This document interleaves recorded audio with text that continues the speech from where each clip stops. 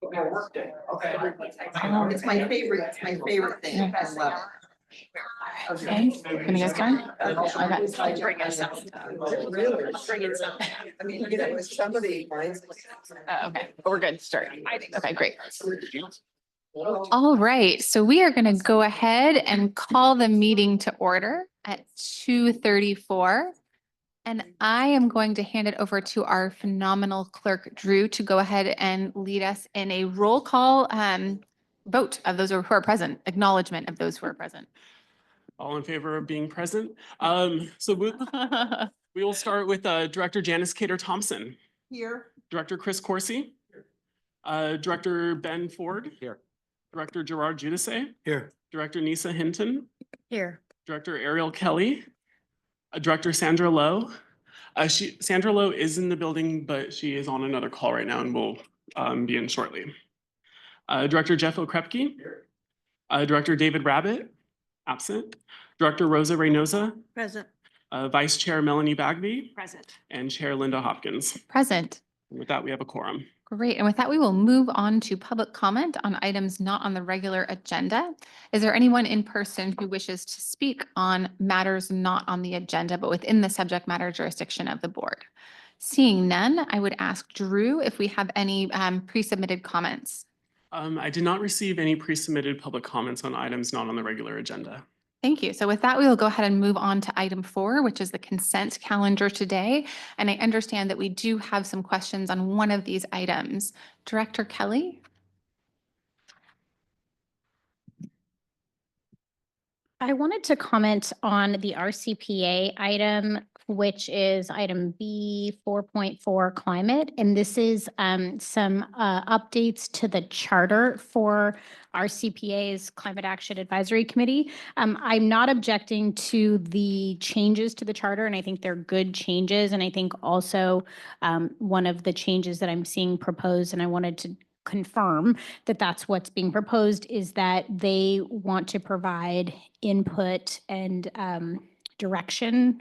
Ultimate decision-making power still resides with us, but direction on reviewing some of the transportation or transit projects to make recommendations as to whether or not they align with our climate goals. And I think that that is a great use for this committee, in that one of our goals is how do we ensure that our projects that we fund on the transit and transportation side are advancing our climate goals. And so to have the committee that is overseeing our climate goals reviewing those projects, I think makes a ton of sense.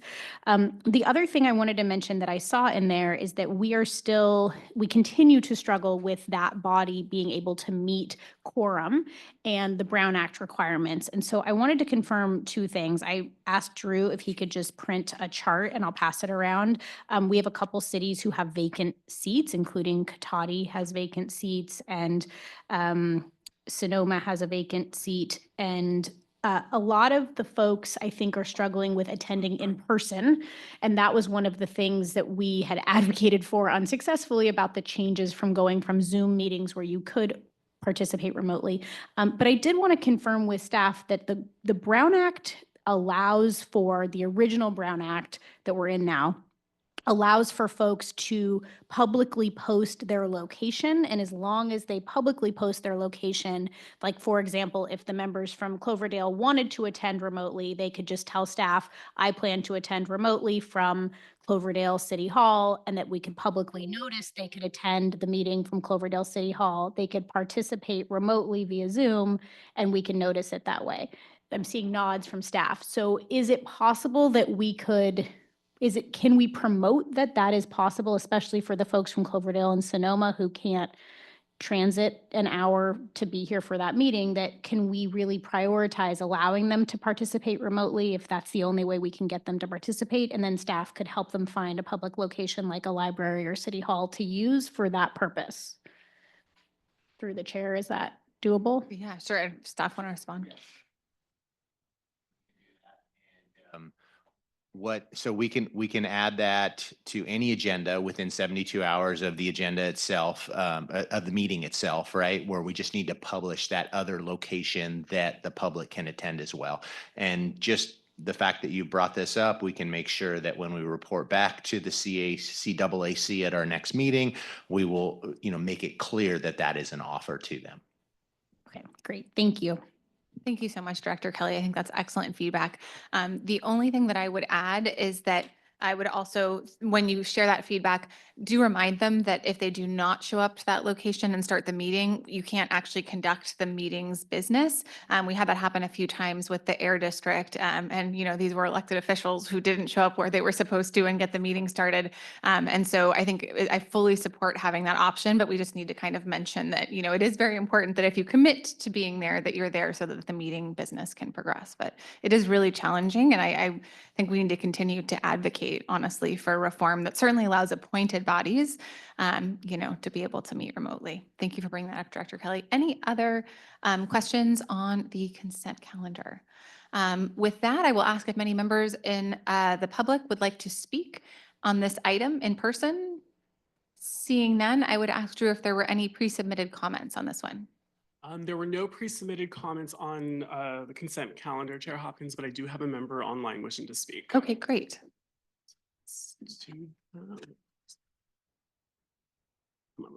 All right, so we have Rick Letman wishing to speak. Rick, I've permitted you to speak. You may start when you unmute yourself. Thank you, Drew, and thank you, Chair Hopkins. I'm on the Citizens Advisory Committee, another one of your committees, and I'm wondering if this problem that you just proposed a solution for could be extended to our committee. We often have trouble getting enough members to have a quorum so that we can actually do business. That's something you might want to consider. All right, thank you, Rick. Chair Hopkins, I don't see any other members of the public wishing to speak on the consent calendar. Great. Thank you so much, Rick. And James, would you like to respond to that? Yes, Rick, thanks for your comment, and we can make that available to our Citizens Advisory Committee as well. We just need to confirm the locations and addresses 72 hours prior to the meeting, and then post them both here at the SCTA office as well as that being posted at that offset location. Great.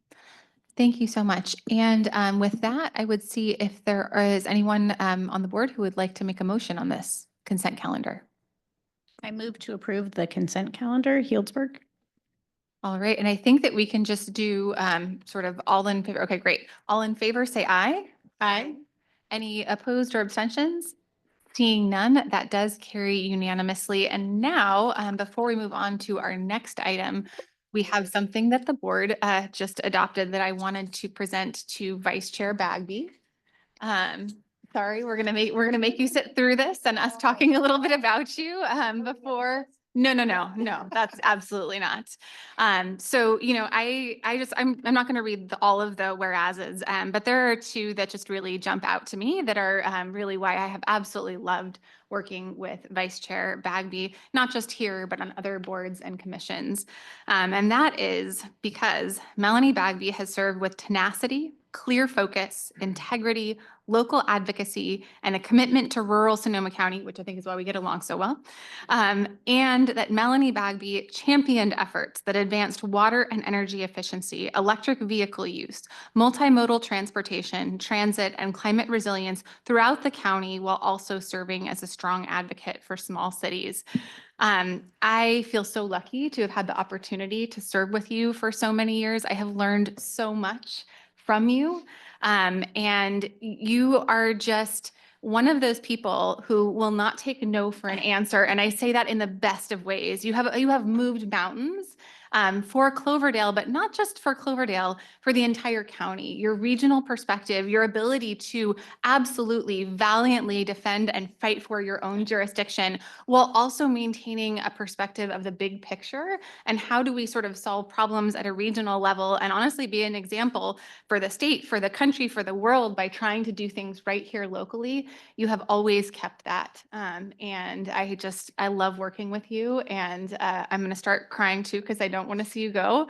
But I would invite my other colleagues if there is anything that they would like to say. And then you owe me a big hug when I give this thing to you. Director Giudice? Yeah, when I came into this 4 years ago, fresh, Melanie was a great resource.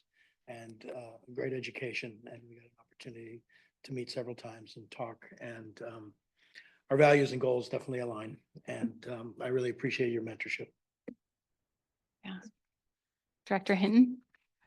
Yeah, so Mel, she's one of the graduating classes. We were elected together in 2016, and we're strong advocates our entire time, last 8 years. We were vice mayors and mayors at the same time and went to many mayor and council member meetings together. So you are going to be missed, but not far from us.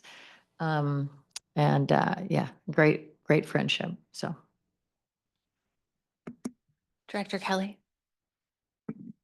Director Bagby, it's been such an honor serving with you in this role and getting to learn from you for the past 4 years. And I just want to thank you for your fearless advocacy for our residents in North County and for folks who feel like they don't have a seat at the table, that you have been such a strong voice for those in your community and in all of our communities. And you've been such a great educator and partner. A lot of this is, you just kind of jump into the deep end of transit and transportation and climate, and you were willing to help me understand the alphabet soup of all the acronyms and what funding source and which thing. And so thank you for taking the time and willingness to teach and lead at the same time. And we're truly going to miss you. And I hope that you are not a stranger in the future and that you'll continue to guide and advise us and weigh in and be a partner as we continue to push forward on all these solutions that you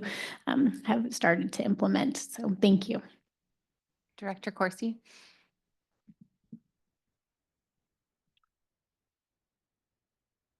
I too feel it's been an honor to serve with you. Has it really only been 8 years? It seems like longer. But on this board, on the SMART board, on the League of Cities, I did a lot of work for that organization. And I've got to repeat what Supervisor Hopkins said, because it's not always a given in our business that you are a fierce advocate for the community that elected you and put you here, but you also keep the big picture in mind. You represent the county and the region really well. We're going to miss you.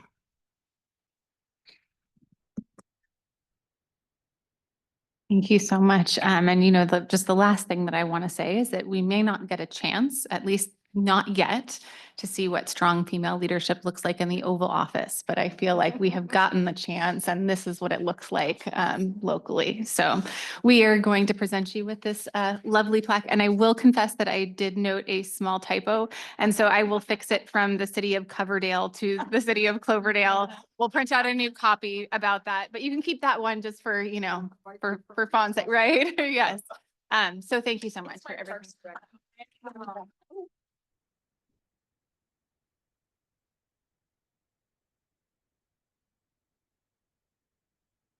All right. And with that, we are going to go ahead and move on to item 5. So we've got from RCPA Climate, the How Information World Shape Our Response to Climate Change report. And I think that Tanya is going to be introducing this one. Yes, good afternoon, Chair Hopkins and directors. Thank you very much for this opportunity. A little bit of background before I introduce our presenter this afternoon. So in July, Project Information Literacy published How Information World Shape Our Response to Climate Change, its latest research study on climate change.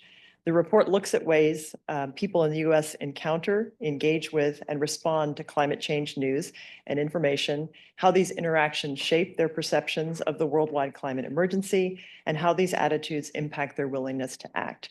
And I do want to thank Vice Chair Bagby, because she was the one who said, hey, I think this study would be of great interest to the board. Could we have a presentation on it? So I do feel that this report can provide us insights into how we can improve our communication and community engagement on climate-related topics. And so with that, I'd like to introduce Allison J. Head to give the presentation on the report. Allison is a PhD information scientist and social science researcher. She is the founder and director of Project Information Literacy, which is a national nonprofit research institute in the San Francisco Bay Area that investigates how people, including university students, conceptualize and operationalize research tasks for school, life, work, and most recently for engaging with news and information about climate change. Allison has a PhD in Library and Information Science from the University of California at Berkeley and a master's in journalism from Boston University. She's held joint appointments as a research fellow at the Berkman Center for Internet and Society at Harvard University, as well as a visiting research scholar at Harvard University, Graduate School of Education, University of Nebraska, Lincoln, Purdue University, University of Pittsburgh, the University of Washington, and Stanford University. Currently, Allison is a Fulbright specialist for the Fulbright Program's World Learning Program. So with that, I'd like to turn it over to Allison for the presentation. Hi, everyone. Thanks for asking me here. I know Chris Corsi, full disclosure, because we worked at the newspaper together. I grew up in Sonoma County, and my father was director of public works. And so I'm used to meetings, but usually not in this forum. Okay, here's what I want to talk to you about. Keep in mind, this is an open access report. You can find it on projectinfolit.org. So you have full access. You have full access to the data. Call me, contact me if you have questions. And there is the complete data set. There are no, we'll go through it and talk about the sample and what I found. I've got about 10 minutes, so I'll see if I can do it. Next slide. Drew and I are working in collaboration here. Okay, what is PIL? Thank you for your introduction. We're a nonprofit and all our materials are open access. And the question really struck me when I was a professor, how do students use the internet? And that question changed from finding and using information to more questions about making critical information transitions in their life, as well as these thorny, wicked problems of climate change, using the news, algorithms, and most recently, we're looking at AI. We've interviewed over the last 16 years since I've run the nonprofit, we've interviewed over 22,000 students countrywide. Yes, we've been at it a while. We've either interviewed or surveyed or done focus groups. We have over 250 universities and colleges in the sample, which grew organically out of interest in the research and also our open access findings. 100 of those schools have participated in our studies. So that's who I am. That's who we are. We work in small teams on very large projects. Next slide, please, Drew. As Tanya said, we were really interested in, again, I'm an information scientist. I'm interested in strategies for finding information. And so we were interested about how folks found climate change information. You can look at the next slide, please. So the question really is not what people know about climate change, but how they know it. What are their information worlds from social media, from the news, from friends, from the weatherman, from meetings like this? How do they develop their beliefs, their attitudes, and most importantly, their willingness to take action? 2 surveys. This is a large study, 6,000 different participants in this survey. The first survey that we do is of the general public. And here's a map of the US. And we did that about a year ago at this time. And the second is of students, because we always look at college students. We always have, they're kind of our bread and butter. Here you see a breakdown of the different institutions in our sample. Unlike a lot of research, we include community colleges. Santa Rosa Junior College has been in a number of our studies. They're not in this study. We went for the community college up in Bend, Oregon. So we try to kind of disperse who's involved in what kinds of institutions. So we have a sample of 1,593. Here's what we did, just under the hood. If you like research, how did we come up with what I'm going to show you next? And this ran as a newspaper story in the Press Democrat that Austin Murphy, and thank you, by the way, for flagging that, Ms. Bagby, and for reading it. So how did we get at this? We have data that looks at beliefs and attitudes, and we're interested in where information comes and how people develop these different takes on climate change, which is an incredibly complex problem. So what we did is we had opinion questions. To talk like a researcher, a Likert scale. You've seen it a million times on a 1 to 5 scale, from like something to dislike, or actively to inactively, different behaviors. And we looked at, among those questions in the survey that took about 8 minutes to take, we looked at 80% agreement between 6,000 respondents. And what we found was we generated a network of agreement and disagreement. And what we found is pretty interesting. America's not as divided as most assume. Okay, this is pre-Trump. I would still argue, I think this applies when it comes to climate change, not politics. And what we found was we found 3 distinct categories based on that 80% agreement within those groupings. And among those categories were the resistant. There were only 9%. We segmented the sample heavily for representation across the US, as well as level of political affiliation, education, and such. I think it's a good sample. 9% were what we categorized as resistant to taking any sort of action or believing that climate change was happening. 33%, a third of the sample, were what we called engaged. And this is just the general public that I've broken out here because I think that's your interest. So a third of the sample is engaged, and what that really means is they believe it's their civic responsibility. And those, I know, among your group are what you're really interested in. So you have a third of the population if you look countrywide. And then the last group is really interesting. It's 47%. No, this doesn't add to 100%, because then there's real outliers that don't agree with anyone. The write-in comments were interesting, as you can well imagine. But 47% were what we called detached. And they were detached in these names are names we gave to these groups as far as engagement with climate change. So this last group's detached. They care about climate change, but it only goes so far. They don't know what to do. Here's who you're after. Pepperwood Preserve, by the way, is an affiliated sponsor of this work, as well as Natural Resource Defense Council and Fulbright. And Pepperwood locally was really interested in the detached because that's their audience too. These are people that care about climate change, but it worries them. They don't know what to do. They see it as somebody else's job to fix.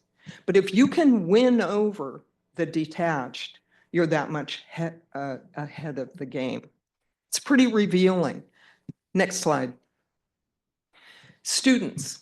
This is a heat map. In the report itself online, this is interactive, so you can move this around. It's kind of a cool way to show bar chart results in nowadays terms. On the left, you have the general republic, and you see the general public is broken down into the groups that I just talked about. On the right is the college sample. This slide is meant to show you that the college students may be your best audience. They're loading really heavily in the engaged group. And in fact, very few are in the resistant. So that's an interesting market for you or audience for you to reach out to. Next slide. These are just some top findings from the study. I won't go through all of them, but it's online and you certainly can use the data set. It's interactive. You can run your own analysis if you want. We set it up that way. So trusting the messenger is key. And if you look at this breakdown, what you see is we asked 2 questions about credibility. One is, do you believe scientists? Do scientists, the way we phrased it, do scientists have a good grasp on climate change? And what you see is college students, a huge amount, 84% say, yeah, scientists get climate change. Yet at the same time, 56%, a majority, yet barely 56% say that scientists have a good grasp on climate change. The other is news and climate change news. And you know both these institutions from Pew's research as well as Brookings and Gallup and everybody is really are under fire as far as their credibility. News suffers, but yet it's a majority with college students. Again, telling you that this is an audience that's reachable. And it's reachable through media, and it's reachable through their agreement that science is some sort of solution or some sort of research that's looking at climate change. Then the other group is the general public, and you find that media lags with the general public. It's 46%. It's not bad. Let's go ahead.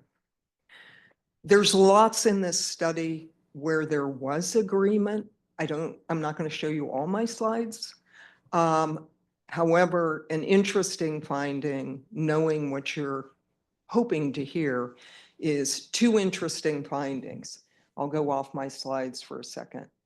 One is that the media climate change news wasn't followed closely by any of these groups.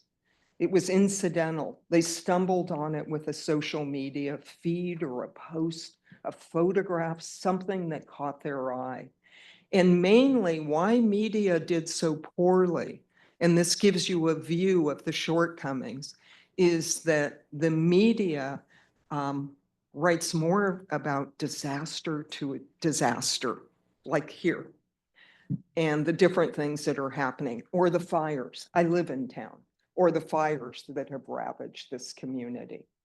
But they don't talk about solutions. There is something called solution journalism, and The Guardian, ProPublica, New York Times, increasingly are beginning to do more of this, but there's not much out there. So there's not much pickup with news.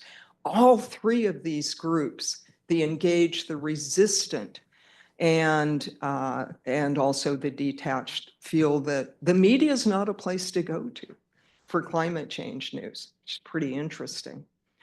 The other thing is, and this is an interesting area of agreement to keep in mind and to be hopeful about, and that is that there is agreement across this sample and these 3 groups that they're open to listening to people with opinions different than their own. That's a great finding. That's really hopeful. So looking ahead here, this is where the report, if you look at this online, this is where the report starts. And it starts about, it's kind of a hometown story in a lot of ways. The flattening effect, that we call it the flattening effect of severe weather events happening in this country. When we took a question, I love this about my job and what researchers do. We asked the same question that Gallup asked in 2022. That's how our survey starts. And I thought it just kind of grounded survey takers, but actually it was one of our best findings. And that is that when Gallup said, what kind of severe weather events have you experienced? It's a US sample. What kind of severe weather events have you experienced in the last 2 years. Okay, 33% had experienced a climate change disaster of some sort personally. When we asked the question of our sample of 6,000 people from across the US, it was 80%. So it gives you an idea, even with margin of error and all the different things you can do with statistics, that's a startling finding. Here's a breakdown here of the different disasters that people have experienced in the country. This is from our data. So you see here that wildfires are high, but the highest is extreme heat across the US. You, of course, could break this out by the West, the South, and such.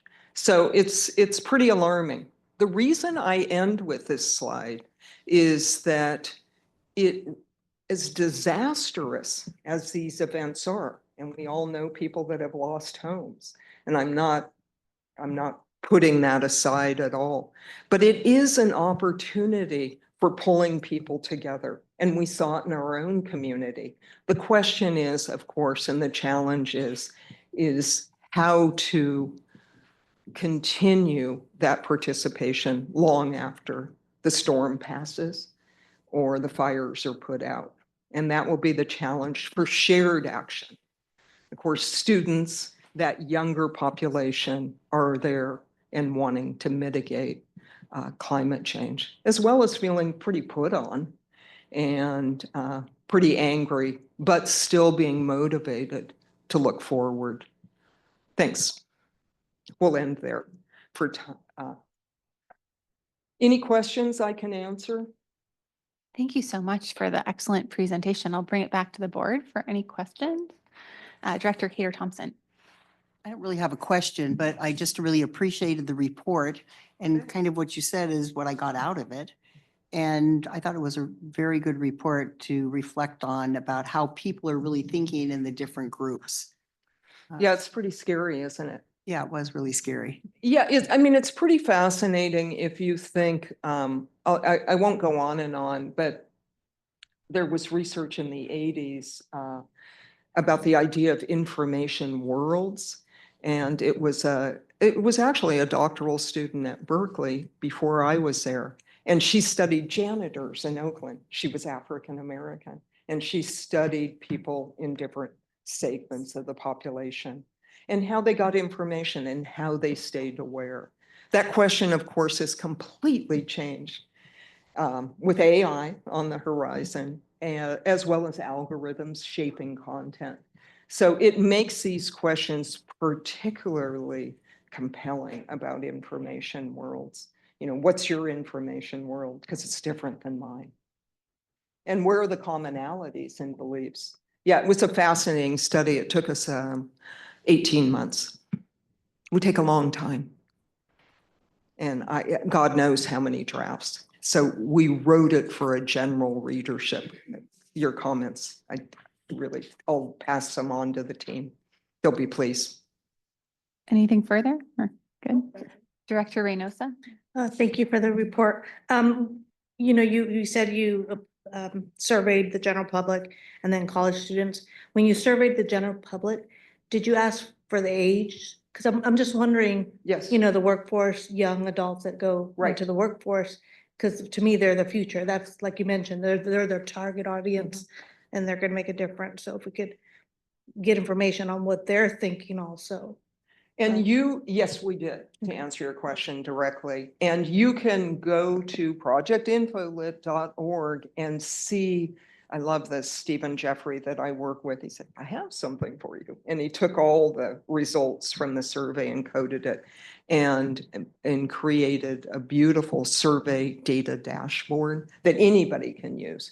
And you can splice that data by age and by region and those demographics, and you can take every single question and see how different people responded as different groups, by the engaged and by the detached and by the resistant. And it's pretty surprising. We also had one write-in question. We had more write-in questions. I mean, I've done 14 of these studies, And we had more write-in questions than ever before, write-in comments than ever before. And all we had asked is, when you hear about climate change news, what two adjectives come to mind?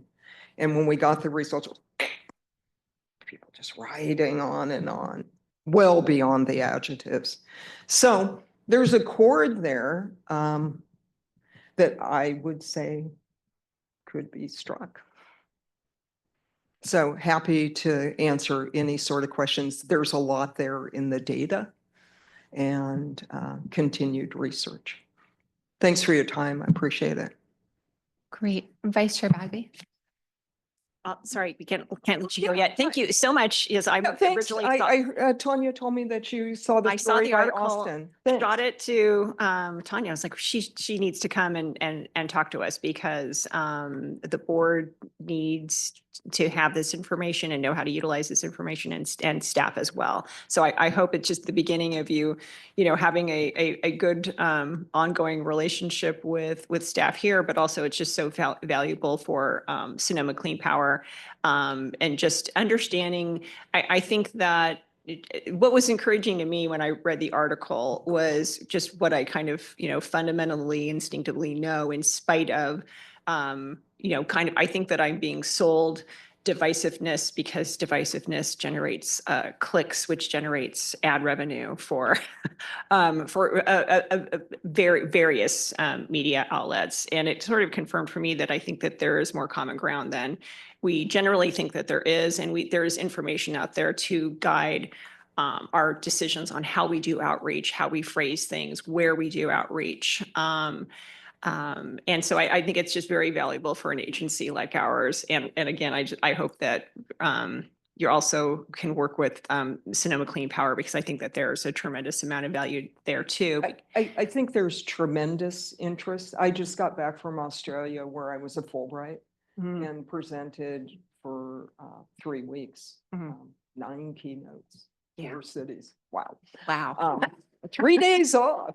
Welcome home. Yeah, right. I'm very happy to be home. And I think You that- let me get over jet lag. Yeah. But there with the wildfires, the same kinds of interest. I think the biggest challenge, especially in Sonoma County, which I said where I grew up, so I know the politics fairly and kind of the vibe. I think the biggest challenge is pulling together individual climate action and making it shared action. We end the report, big dilemma. How do you end a report like this? So what we ended is we don't make hard and fast recommendations, which we could in our earlier studies to fix algorithms and such.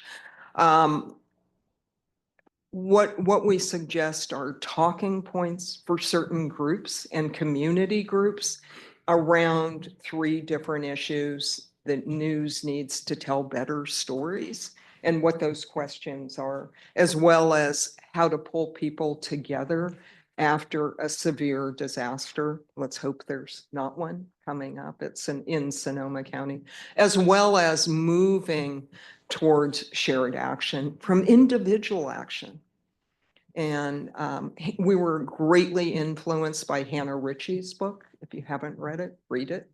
The data scientist from Oxford who has looked at climate change and said, you're not doing anything until you start looking at the data, stop reading the news, and also move towards shared action. And that's the challenge. And I have talked with Pepperwood about that. They know they need to do that. So there are like-minded organizations, luckily, in Sonoma County that can be collaborative.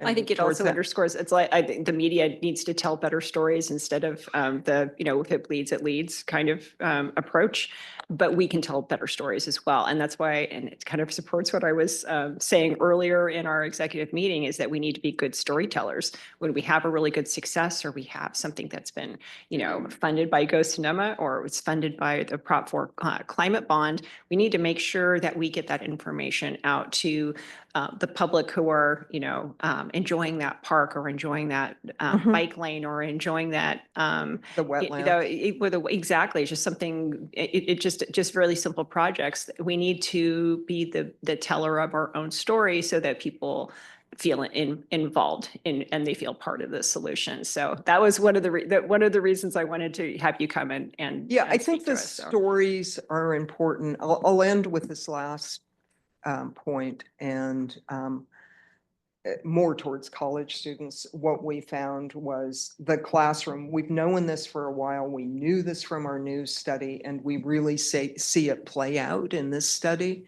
is that climate change is so complex, it's so daunting, it's so scary, as students wrote in as their number one adjective. And what needs to happen, the classroom was a phenomenal place to pull people together, students, to talk about their fears first, instead of all the solutions and all the science. And if you look at groups, they've moved towards more kind of the expression of fears and concerns and changes to your life, the stories, like you're saying, and then talking about solutions. There are ways into it. I don't have the perfect solution. The very last thing, because we did this forever and always talk together as a group, but Cass Sunstein at Harvard Law School does incredible studies and is married to Samantha Powers, no less. So you can imagine what they talk about over dinner. But he did a study where a number of years, about 10 years ago, and said to his sample, what's most frightening to think about as far as solutions? 9/11, when 9/11 had just happened, or climate change? And the majority of the samples said, oh, 9/11's easy, as we found out. Not a great solution, but as we found out. So there is something about climate change that is particularly problematic for people to even want to go near and discuss. So the study was fascinating and appreciate the time. Thank you. Other questions or comments from my colleagues? Anyone else? Director Kelly. Can we have staff circulate that talking points recommendation that's Sure. both to our board, but also maybe to the advisory committees, both for our staff who are on the TAC and others? I think just thinking about how we as cities and the county communicate in the avenues that we communicate about these issues, having that readily available, like our city clerk in Healdsburg is our PIO, does write the press releases, is not a subject matter expert in any of this, but a wonderful human who would gladly read that and maybe implement it in some way. So I think helping us tell better stories, as Director Bagby shared. Thanks. You're welcome. At the end, you'll like the end of the report because we pull together how the sample is similar and what stood out, and then make the argument, these are areas, these three areas are opportunities for change, and here are the talking points within each one. Okay, thanks. Yeah, I just also want to say thank you so much for an excellent presentation. And, it was so telling to see sort of the numbers of folks who have experienced the different types of climate-related disasters. And to me, it almost feels like climate change doesn't necessarily fully hit home until you experience something of that magnitude. And I had some friends in, North Carolina, and it's just, their lives are never going to be the same. There are communities that have disappeared off the maps. And so, you hope that as those tragedies, which are horrifying, unfold, that sometimes they can be coupled with an awareness and then hopefully an empowerment of what you can do to change. But I love the idea of solutions journalism. I was mentored by someone who believed in peace journalism, and her interpretation, I think, was very similar. It was like, rather than cultural conflict journalism, which I think we see a lot of, it was about what are the commonalities in the community, and what are people doing that are bringing disparate parties together in advancement of solutions. And my last sort of little rant is that I remember being so frustrated 20 years ago taking journalism classes, and climate climate change classes and seeing what was happening in the media, which is that a 99.9% consensus that climate change, is occurring, was being derailed by one meteorologist who was being given equal airtime to, a host of qualified professionals with, all of these published studies, and yet there was this need to say, well, but this, we have to give them equal airtime. And in my opinion, you don't have to give equal airtime to untruth, but that's just And me. that's a big debate. I didn't come up with this. Barbara Pfister on our team did. And she said, I've been thinking about it. The real problem is news is fast and climate change is slow. It's a lousy story to have to cover. That's why it was so interesting that Austin sat down for 2.5 hours and had the report all marked up. And he said, wow, you guys can write. And he said, this was a good read.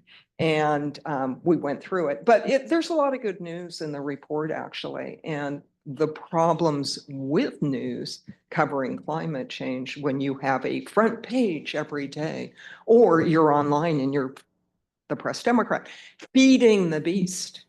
And how do you cover climate change? And there are some suggestions around that as well. And I think you're right with the stories. That's where you start. Yeah, Okay, thank you so I'll let much. you do your meeting. I'm taking Great. it. Thank you so much. I really appreciate it. Take care.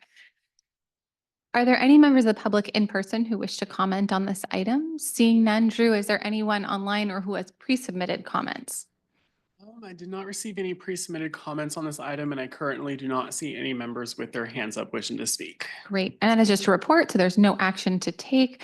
We will move on to our advocacy legislative report, which James is going to introduce. Thank you. Our next item is our legislative update. So we're going to have a presentation from MMO partners, our federal advocates, as well as Politico groups for the state perspective, get feedback from the board, and then we will return back at a future board meeting to adopt our 2025 legislative platform. So I'm going to kick it off by introducing John O'Donnell from MMO Partners. John, please take it away. Okay, thank you very much, James. Members of the board, it's a pleasure to be with you this afternoon and for us to describe some of the activities that we've been undertaking on your behalf in Washington since we were hired to represent you. I want to start by talking just a bit, if you can go to the next slide. I want to talk just briefly about our firm, MMO Partners, and the congressional agenda during the lame duck, and then I will have Kyriakis talk about some of the earmarks and federal principles and program highlights. So if you would change the next slide, please. So our firm, MMO Partners, has been in the business of representing public agencies in Washington for 40 years. We still continue to represent our original first 4 clients that started with us in 1980, the city of Phoenix, Oklahoma City, Albuquerque, and Oxnard, California. The way the firm was put together originally, we had one person who ran the State Office of Economic Opportunity in Oklahoma for about 10 years before he came to Washington. I worked in state government in New Hampshire for the governor's office, running a program under the Office of Economic Opportunity. Kyriakis did some significant work in Eastern Ohio with local governments. And then we have several associates, one of whom was the director of the Financial Services House Committee when Barney Frank was chairman of that committee. So he's our housing person. And then we have 2 transportation associates, one who worked in the Secretary of Transportation's office for 18 years, and another who worked with federal highways for about 37 years. And then finally, one of our associates is a person who worked on the Senate and House Appropriations Committee for Transportation. From the start, our firm has been very nonpartisan in its approach to Washington, and we were given that advice by our first few clients who talked about their feeling our effectiveness would be by being very nonpartisan, working with both sides of the aisle, and that is paid off. And I think that leads me to the next point about our annualized return on investment, which is, we feel, a significant figure, and it is around about $200 per dollar that a client invested with us. We're having some odd noises that make it a little hard to hear. Oh. Yeah, it almost sounded like something was rubbing against a microphone perhaps, or I don't know if there was another It might have unmuted. been a Okay. paper on my computer. Great. Tell me if that happens again. So the next slide, please. So to give you a little picture of what's happening now in Washington, and I'm sure many of you are seeing this on television, other media, and the printed media, but we have basically about 4 big things that are happening before Congress goes home before Christmas. There's the FY25 appropriations or budget, which Congress is still working on. There's a continuing resolution that will take us to December 20th. But what we're hearing now is that the House and Senate may reach an agreement to have another short-term CR into early next year, February or March, and then they'll finish the FY25 appropriations and budget. The president has just sent about a $98 billion emergency supplemental to Congress. I'm not sure how that is going to be treated. That piece of legislation would provide FEMA about $40 billion. About $21 billion would be for farm aid for farmers that lost crops and livestock in these natural disasters. About $12 billion would be for HUD, and $8 billion for transportation to deal with highway and bridge repairs that were caused by the disasters.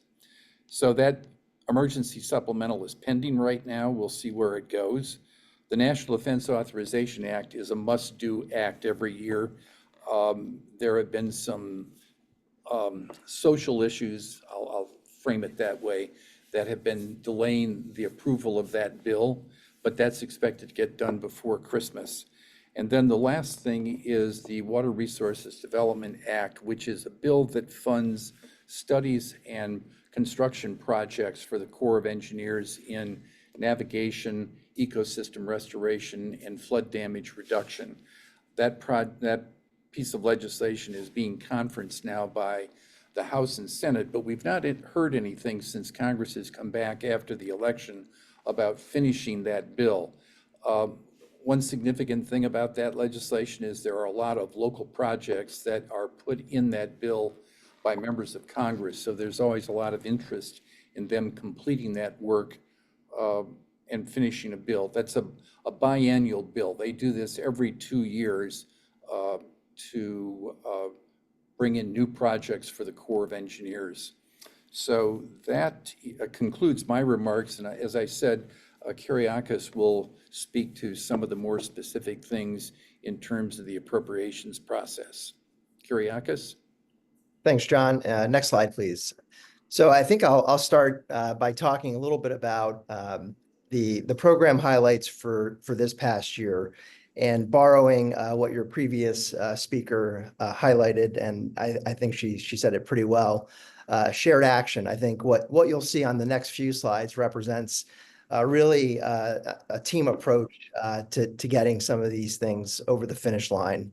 And what I mean by that is it really comes down to the direction that you all provide in terms of policy direction and guidance, and then us working with your excellent staff to implement and carry out that guidance, and some of the work that you all have done working with and talking to your delegation in support of these items. So this is really a team sport, and what you'll see on the next few slides really it dictates that. So just starting off with FY25 community project funding, or better known as earmarks. The House bill has 2 projects that have been supported by SCTA, RCPA, and you'll see them there, $1.25 million for Donald Gap and $850,000 for Moreland School Access and PED projects, both requested by Representative Thompson.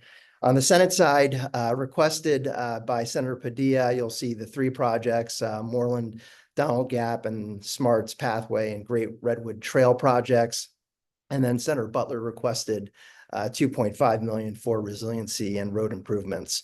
As John mentioned, the FY25 process will wrap up more than likely sometime next year. And so we won't know the outcome and the fate of these projects until Congress does wrap up the FY25 process.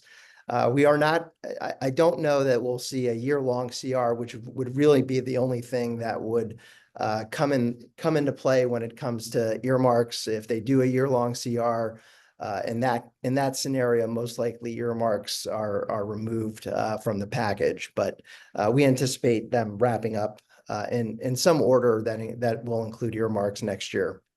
Next slide, please.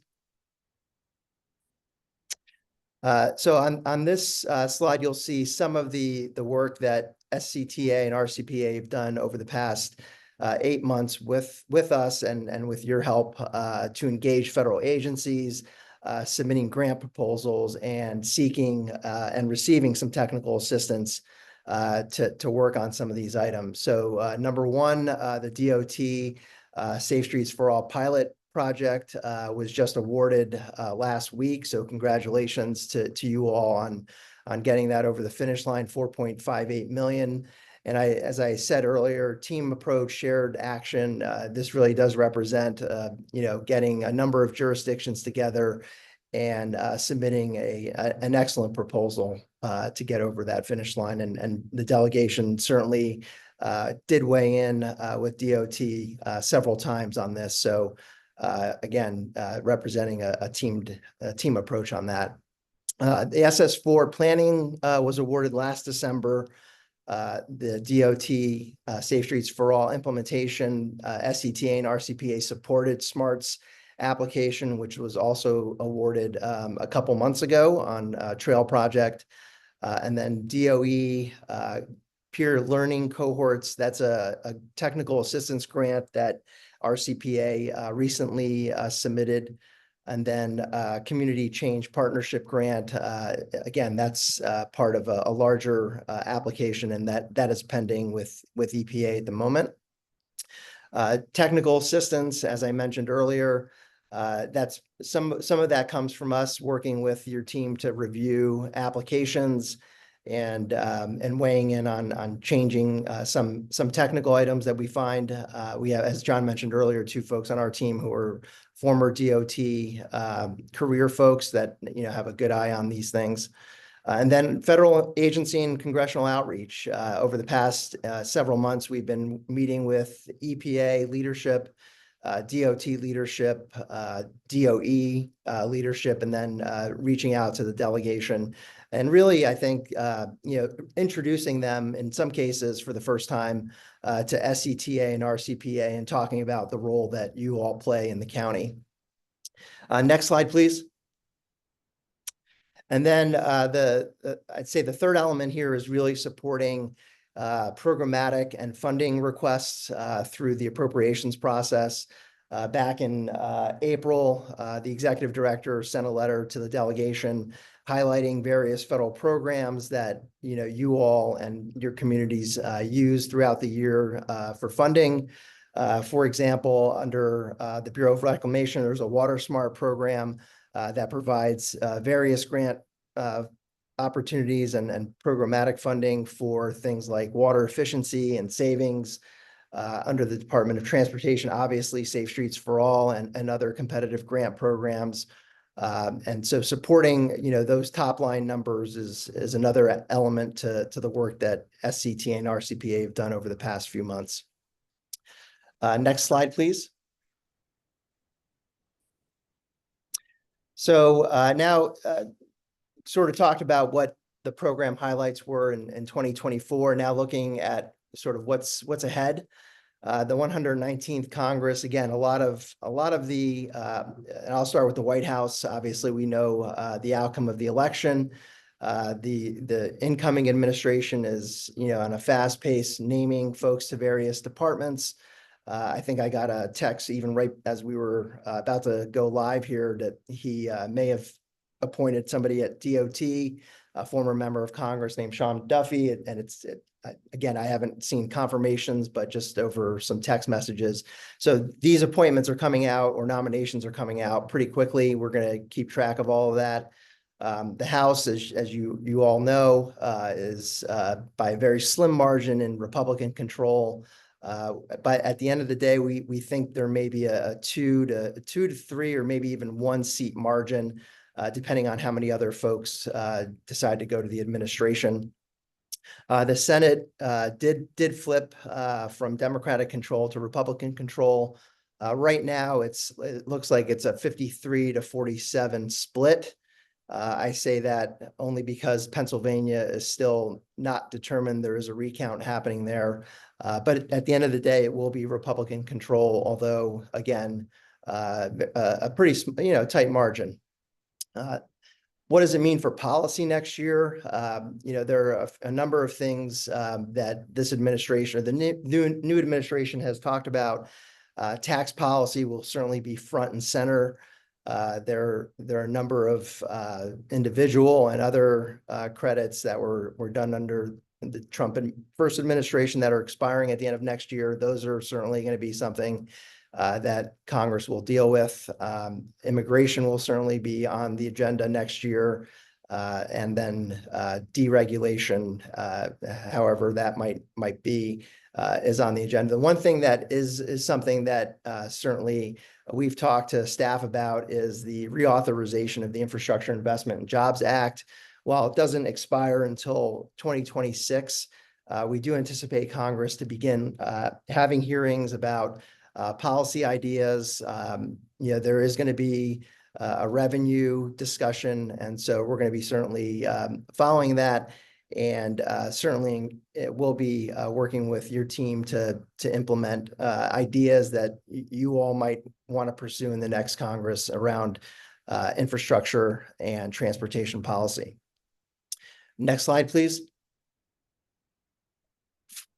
So I think this is evident, but I'll just restate it. What's the purpose of having a federal principles document or statement? It really does communicate your federal policy and project priorities, not only to the public, but also to the California congressional delegation and other members of Congress and federal agencies. It also provides direct guidance to staff and really to us about what you want us to be working on your behalf throughout the year. Next slide, please. So where are we in development of that platform or principles? So we've had a number of conversations with staff. We visited in person back in early October, talk about some of the project priorities, and then obviously with your input, we'll be developing and updating your principles that you all adopted last year. And I think based on feedback that you all may be looking at a final principle statement to pass in the next month or two. And then once that is adopted, and then we'll move forward on implementation. Next slide, please. So what does that look like in terms of a calendar? I will just fast forward to November. We talked a little bit about some project ideas and policy ideas with staff back in October. We're currently in the frame of getting your feedback. And then what's ongoing throughout the year is, you'll see at the bottom, is really, responding to and identifying grant opportunities. Even though we're at the end of fiscal year, agencies are still rolling out notices of funding opportunity. We saw DOT is really trying to get as many projects or programs funded before they leave on January 20th. So there are a number of new notices of funding opportunity that have been released in the past couple of weeks, and we expect more to be coming out as well. So we'll continue to track that. But looking at January and February, this is typically a time where you all adopt a principle statement and then begin to really, engage with agencies and with the delegation. This really does require, I think, your participation both in person and on Zoom meetings when appropriate and when you can do it. And again, so that time frame is January, February, and some of you come back to DC for association meetings like NACO or the National League of Cities. We try to piggyback off of those opportunities to go and do some Hill visits or meeting with federal agencies or other stakeholders during that time. But really, that's January, February, March timeframe, and April.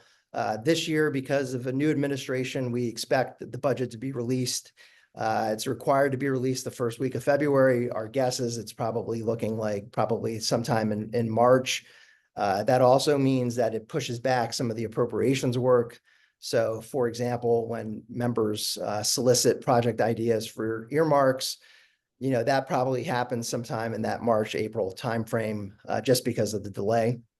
And then committees will start marking up May and June, and then start to really release bills in that July, August timeframe, right before the August recess.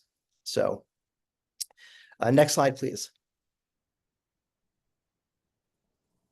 So why did we put this earmarks versus grants slide up here? Really just to quick highlight that earmarks are really grants that are just determined by Congress and not the administration. I think there's sometimes it can get confusing, but really earmarks or community project funding requests are just grants that are administered differently. All earmarks have to follow federal program guidance. So even when you do get an earmark, you still have to complete an application, which I think some entities don't think about, but it's true that then you get an earmark, and then you have to go through the paperwork process with that agency to make sure you're compliant with all the rules and regulations, especially NEPA. We don't expect much to change in terms of the process on the House side. Last year, members were allowed to submit up to 15 project requests. We probably will see something very similar with the Senate.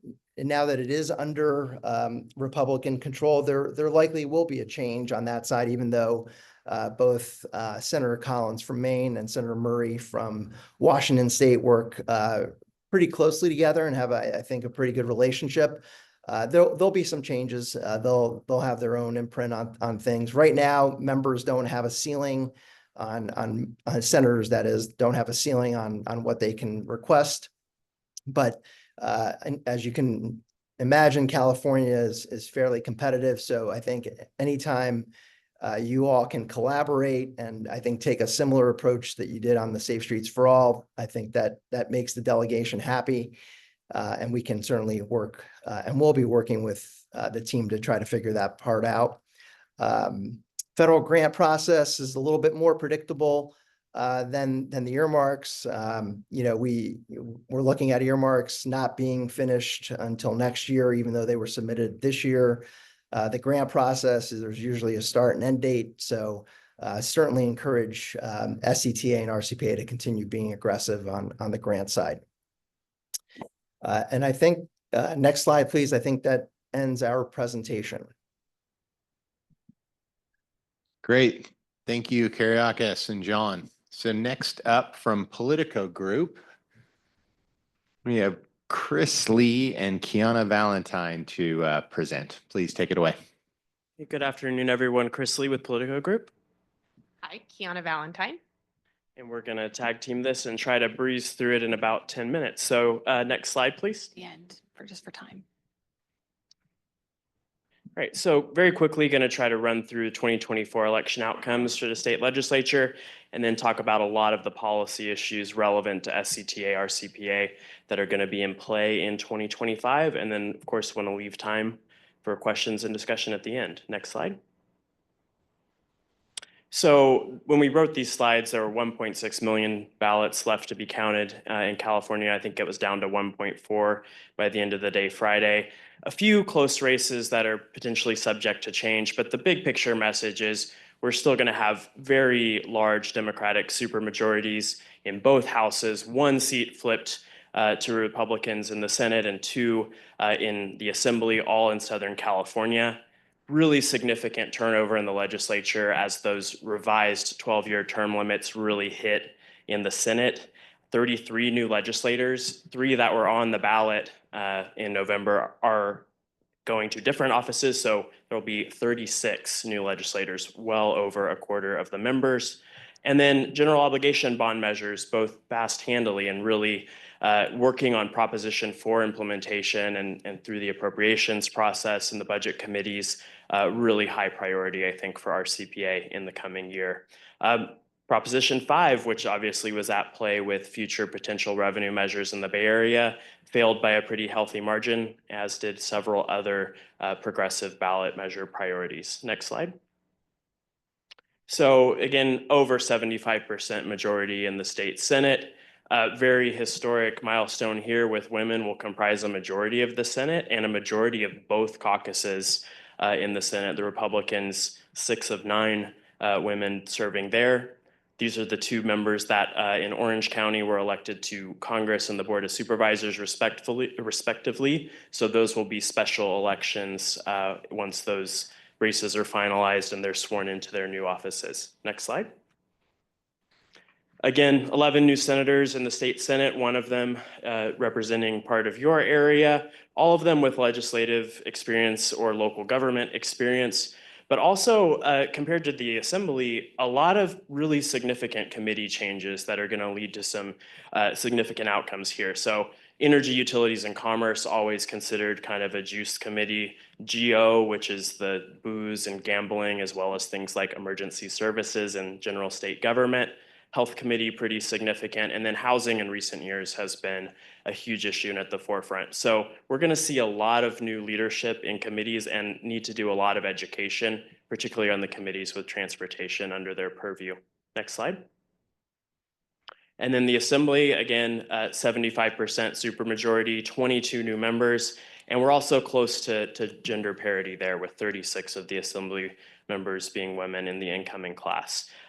No real turnover in a lot of the high priority committees there in terms of, stuff that gets a lot of attention and a lot of, campaign contributions. The term limit really hit the Assembly about like 2 years ago, is when that change from 2010 was really taking hold. So you have an interesting dynamic where, while there's still a lot of turnover, it's almost like the Assembly is a little more seasoned, which has not really been the traditional sort of setup of things. Next slide. And then, this is kind of old news now, but just wanted to run down really quickly where we're at on bond measures. Not a lot of close races here, other than, Prop 34, which is really arcane and closely tied into that residential rent control measure, trying to get one of the groups that's been very active in running those measures out of the ballot space altogether. But I think the key things here for us is, Proposition 4, really healthy margins there and lots of opportunities in the coming year to try to influence how those programs roll out. Next slide. And I think we're going to talk now, moving into the policy discussion. Kiana's going to talk about CAPTI. Great. Good afternoon again, everyone. Chris and I wanted to set the stage a little bit for what we anticipate will be hot topic or sort of contentious issues going into the 2025 legislative session. And one of those is the Climate Action Plan for Transportation Infrastructure, which is a plan that the State Transportation Agency developed as a result of a 2019 executive order asking the state agency to align discretionary transportation spending with its climate goals. Since its adoption in 2021, it has not been updated. And so CalStat has been in that process since September, when they hosted a series of workshops and then released some draft proposed action items at a November joint meeting with CARB, CTC, and HCD. Comments are due on December 13th, and we are actively working with your staff to review and potentially develop comments on those draft action items, many of which are in alignment with what we think this board is interested in pursuing, particularly climate adaptation strategies, for transportation infrastructure, how do you prioritize limited state dollars for the highest value climate adaptation projects? The state is very interested in continuing its conversation on pricing and what the state's role is around pricing the transportation system. VMT mitigation banking is another hot topic, right? We've got a lot of work going on at the regional level. Will the state overlay, complement, assist, support mitigation banking efforts? That's a question. And then there are some proposed changes around a continued reduction of vehicle miles traveled from some SB1 competitive grant programs. So this will be directly and sort of indirectly in the background, I think, throughout the first 2 quarters at least of next year. And the administration is proposing to codify CAP-TIE in a piece of legislation next year as well. So I think that will prolong the conversation on this subject. Next slide, please. The other big topic we are anticipating in the climate space is reauthorization of cap and trade, which is, you may know, is a hallmark of the state's climate program attempting to reduce greenhouse gas emissions. This program sets limits for sources responsible for nearly 85% of GHG emissions statewide and currently expires in 2030. To date, they have the program's generated $28 billion, so not so significant investments, and 65% of those dollars are continuously appropriated to the handful of programs that we've listed on the slide. And I should just say too, we did produce a memo that you received, I think today, that goes into significant more detail too, so if you're interested in a little bit more. And then 35% of those are subject to annual appropriation. We believe the legislature and administration are going to take up reauthorization this year for a few key reasons. The first is that it will likely take a while to figure out what the state wants to do with it. How long do they want to extend the program? Is it 20, 30, 50 years? Do they want to reopen continuous appropriations, add new programs, so on and so forth? And then there's also talk about statutory authorization to allow the state to bond against cap and trade dollars in the future. And so we anticipate significant work in that space in 25. Next slide, please. SB 375 has been a hot topic since its passage in 2008, it seems like, and I don't think 2025 will be any different. As you are very likely aware, the Big Four Metropolitan Planning Organization sent a letter to CARB, I think in late September, early October, saying, a lot has happened since 2008, and we think a lot of what has happened influences how effective MPOs can be at reducing GHGs from the transportation sector, and it deserves pausing additional target setting so that we can reevaluate what that structure looks like. CARB wrote back and declined to pause the target setting process, but said that they would welcome continued engagement on what some structural changes could look like in the SB 375 space. Some of the things that have changed, advanced clean cars too, the sort of move to electric vehicles. We are now evaluating transportation and development projects for VMT impacts, right? Not level of service. So getting a little bit more multimodal and compact in our analysis of that.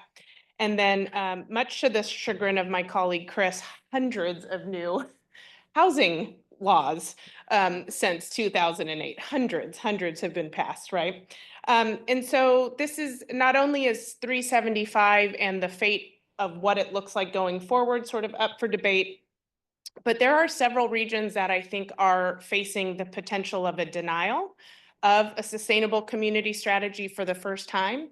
And only regions that have an approved SCS are eligible to compete for SB1 competitive grant programs.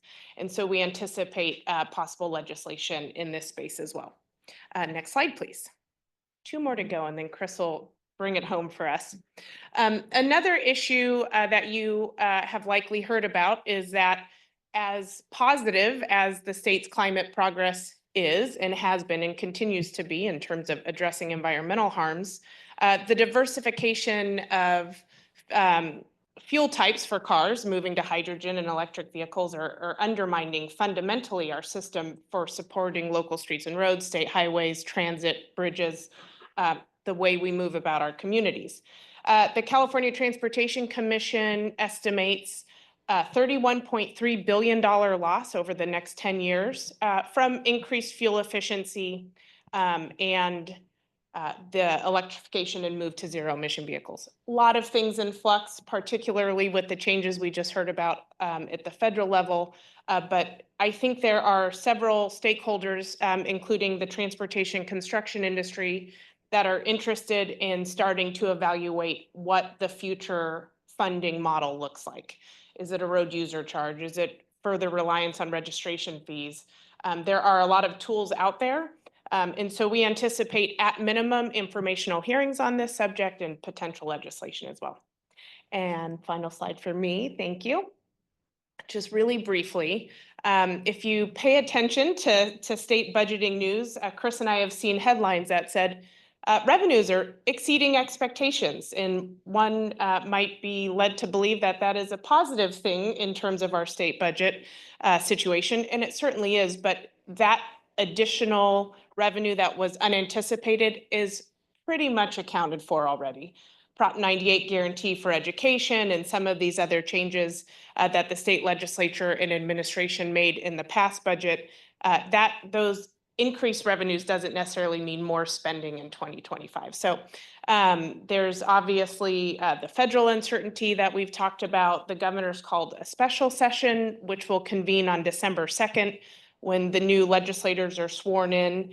And that's with the intention of authorizing funding for the Department of Justice to sort of preempt perhaps some of the decisions that the administration is concerned about coming down from the federal government. So we will, it will be unlikely to see new general fund for any transportation or other programs that are of importance to SCTA RCPA. But on January 10th or before, we will have the governor's budget and we will begin in earnest for what the next fiscal year looks like. Thank you. Next slide.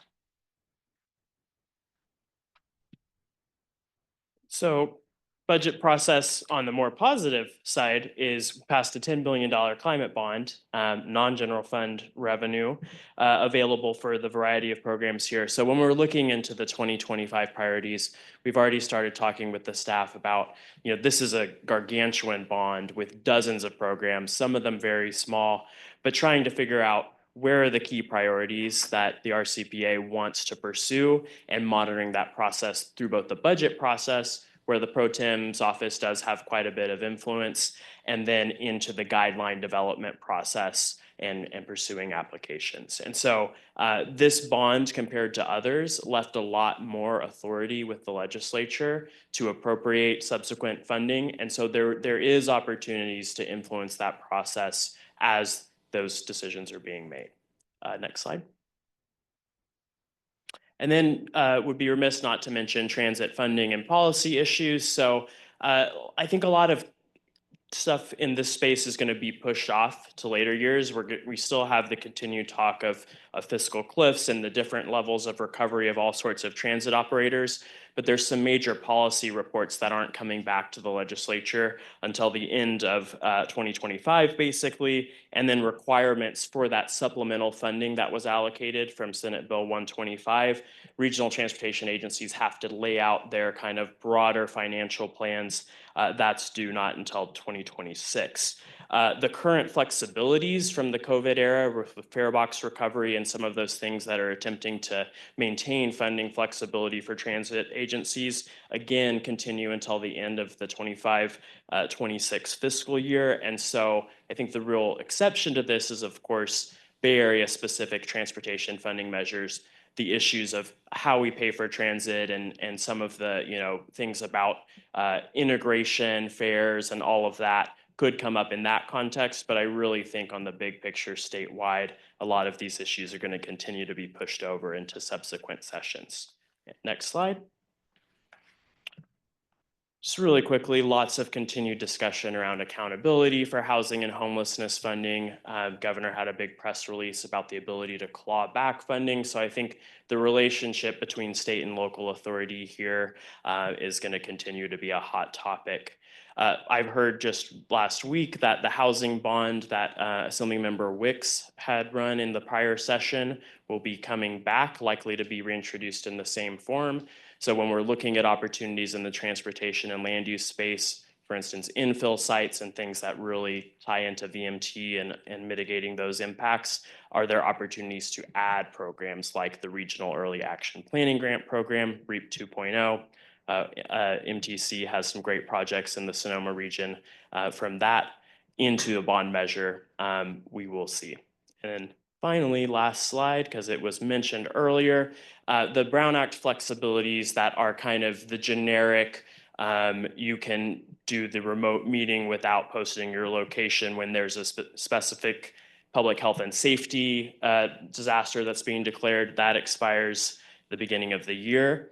I've heard that the just cause flexibilities, which are authorized through January 1, 2026, that there will likely be legislation introduced by the California Special Districts Association on that matter. And then AB 817, which again is related to those advisory committees and providing more flexibility there to again have remote participation without making your location public and open to the public. That failed last year is likely to be reintroduced by the California State Association of Counties in 2025. And so just a preview of some of the hot issues that we're seeing on the horizon in 2025. And again, happy to answer any questions and have discussion. Thank you so much for that. So I will bring it back to the board for any questions. Director Okrepke. Thank you. Kyriakis, question for you. First, I just have to give you your due props for referring to the new DOT nominee by one of his jobs, which is former rep, and not his more well-known ones, which are Fox and Friends contributor and Real World Boston alumni. And I quote, just to put a pinpoint on the priorities, will make the sky safe again by getting rid of DEI for pilots and air traffic controllers. So as we go into the new era, these are where the priorities we're dealing with the Department of Transportation, which is kind of sad. But my question is, with some of these appointments coming from the House of Representatives and the razor thin margins by which the GOP is going to hold on to that, I think maybe by a seat or two. What do you see being some of the issues that could happen if that margin drops and there are at-large elections that need to be held since they can't be appointed like the Senate or so, I mean, we could see essentially a Democratic majority for the time being if enough of those appointments come from out of the GOP side, even though they're GOP safe seats, there'd have to be an election held. Do you see that being an issue, the back and forth and positioning for funding or even just any legislation at all? Director Okrepke, thank you for the commentary and the question. I think that really the straight answer is I just don't know. I think, given the sort of uncertainty that we've seen previously when President Trump was in office, I think one thing we can expect is uncertainty.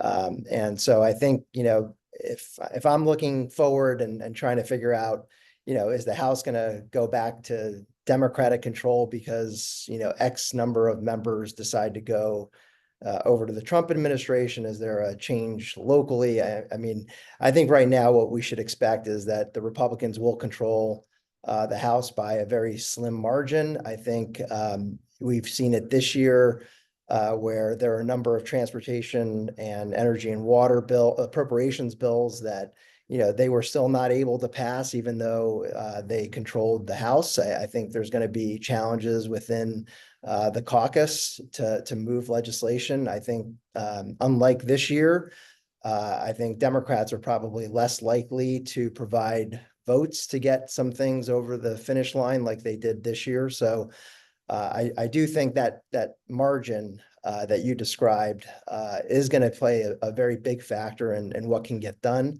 And so I think, you may be surprised to see some bipartisanship on issues that really will require House Republicans to go across the aisle to try to get some votes to get some stuff done. Anything else, Director Okrepke? I just want to thank you for taking me back to my real world road rules TRL era for a moment there. That was a fun recollection. No kidding. Get out. Okay. Anyways, Director Cater Thompson, can you pull us from our MTV era here? I'm just going to make a comment. Every time I hear Susan Collins' name, it is just like grinding because the woman is incompetent, in my opinion. Just want to say that. Appreciate that, Director Corsi.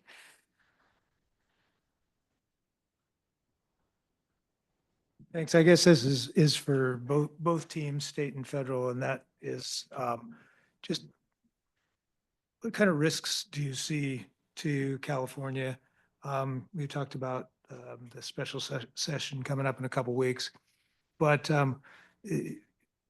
for instance, the earmarks or whatever we're calling them now, and transportation projects that are on the books for funding. What kind of risks do you see with the new administration coming in? And I know that's a very speculative question, but what might be at risk? Director Corsi, thank you for the question.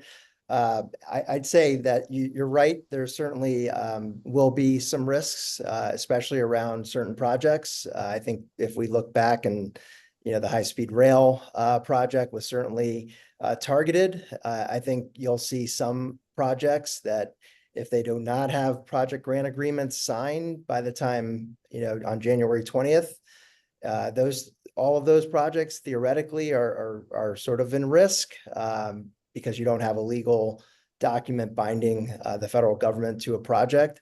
I don't expect, things like your Safe Streets for All grant to necessarily be in that sort of risk category.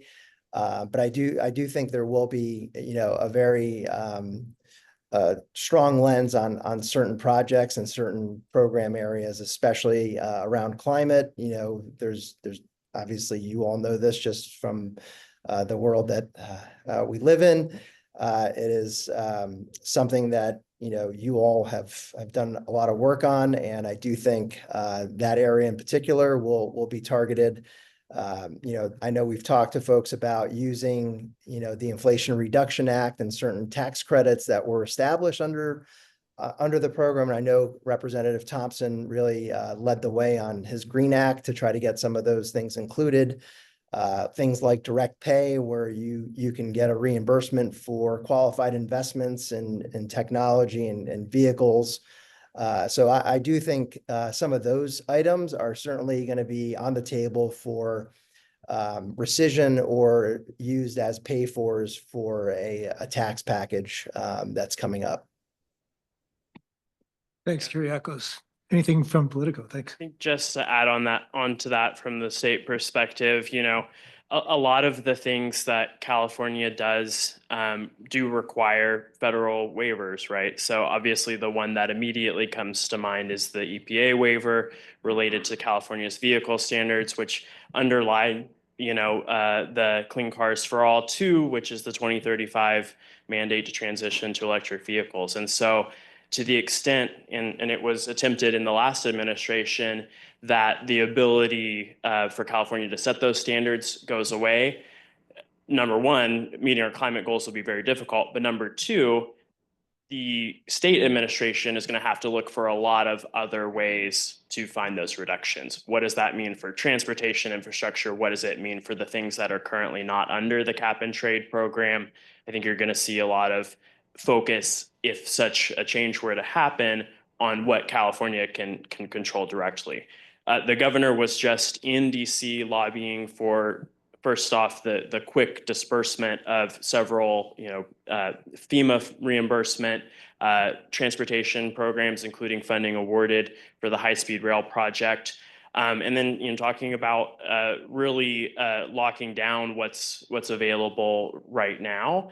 And then there in the health and human services space, Medi-Cal program waivers, including things related to behavioral health, the managed care organization tax, which was just revamped by Proposition 35, also requires federal approval. So there's an attempt to get those regulatory approvals before the administration changes, but the knock-on impacts of things where a federal waiver is required for state general fund spending in the state budget is significant, right? And that's one of the reasons why we think there's, on the general fund spending space in California, if any of these kind of big picture issues don't materialize the way that the governor hopes they will in the coming months, we could be looking at, what is going to win in a general fund backfill scenario? Is it Medicaid eligibility, Medi-Cal for undocumented immigrants, or is it additional funding for transportation infrastructure? I think we can, know where we will end up in that. So it's really complicated and nuanced, and it's going to depend on a really uncertain environment. And then we also, the last time the administration changed, we had Governor Brown in office. I think with Gavin Newsom, with the special session, we have a different posture immediately sort of striking out. And so I think that's going to change the relationship as well. The line in Washington of people wanting to get somebody's signature written in stone is going to be long before January 20th. Do we, I can't remember whether it was you or Kyriakos maybe who said that California is competitive. And I'm assuming, it must have been Kyriakos because I was assuming that means nationwide. Is California less competitive now as a kind of an oppositional blue state under this administration? So Director Corsi, so I think my comment about competition was that there are a lot of projects coming out of California and competing, not only competing amongst yourselves, but then competing with the rest of the country. I think it's always been the case that I think that's always a factor, no matter who's in office. I do have the statistics and have seen some data. Obviously, under the Biden administration, California has done better, I think, overall in terms of getting more projects via like a RAISE program or Safe Streets for All. I do think there's probably going to be a downward pressure on the number of projects in California. Going back and looking back at some of the awards that were done under the previous Trump administration, even for example, under transit, bus facilities, there's competitive programs there. California did fairly well when I look back and saw, how the allocation of grants went. And so while I do think some programs will see probably, less California projects on the list, there will be projects on the list. It's just a matter of, how many and where. But I do think it will be competitive. It always is. And so that's not going to change. But I do think there will be a little bit downward pressure. Okay, thank you. Thank you, Chair Hoppins. Thank you. Any other questions? Seeing none, I will see if there are any members of the public in person who wish to comment on this. Seeing none, Drew, do we have any pre-submitted comments or online commenters?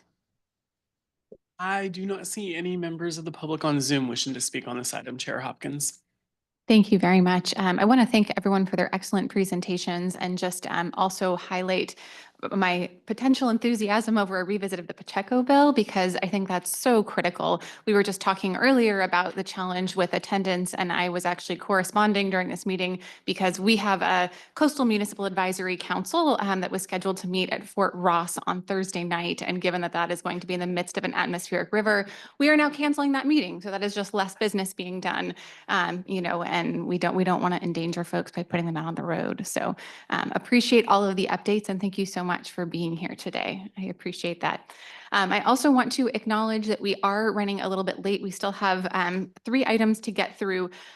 Just as a heads up, both for our amazing staff team, sorry, David, but we are going to take that item 5.5, forego the presentation and just do Q&A only. So just a heads up for my colleagues, we're going to skip the presentation on that one to try to wrap up our meeting more quickly. And with that, I'm going to hand it over to Dana to introduce our ATP draft report and our consultants out there. Thank you so much. Good afternoon, Chair and Directors. I'm joined here today by our lead consultant on this project, Erin Ferguson, who we will check in with. Okay. There we go. And so Erin, if you would go ahead and share your screen with the presentation, that'd be great. We could get started. Before I turn it over to Erin, I just want to give a quick recap on how we got here. So SCTA received a Caltrans Sustainable Communities Transportation Planning Grant and to update the 2014 countywide active transportation plan. And with that process, we're also updating the active transportation plans for 7 out of our 10 jurisdictions. Santa Rosa, Petaluma, and Windsor are all currently working on updating their plans independent of this process. But those plans, once adopted, can be incorporated into the countywide active transportation plan umbrella.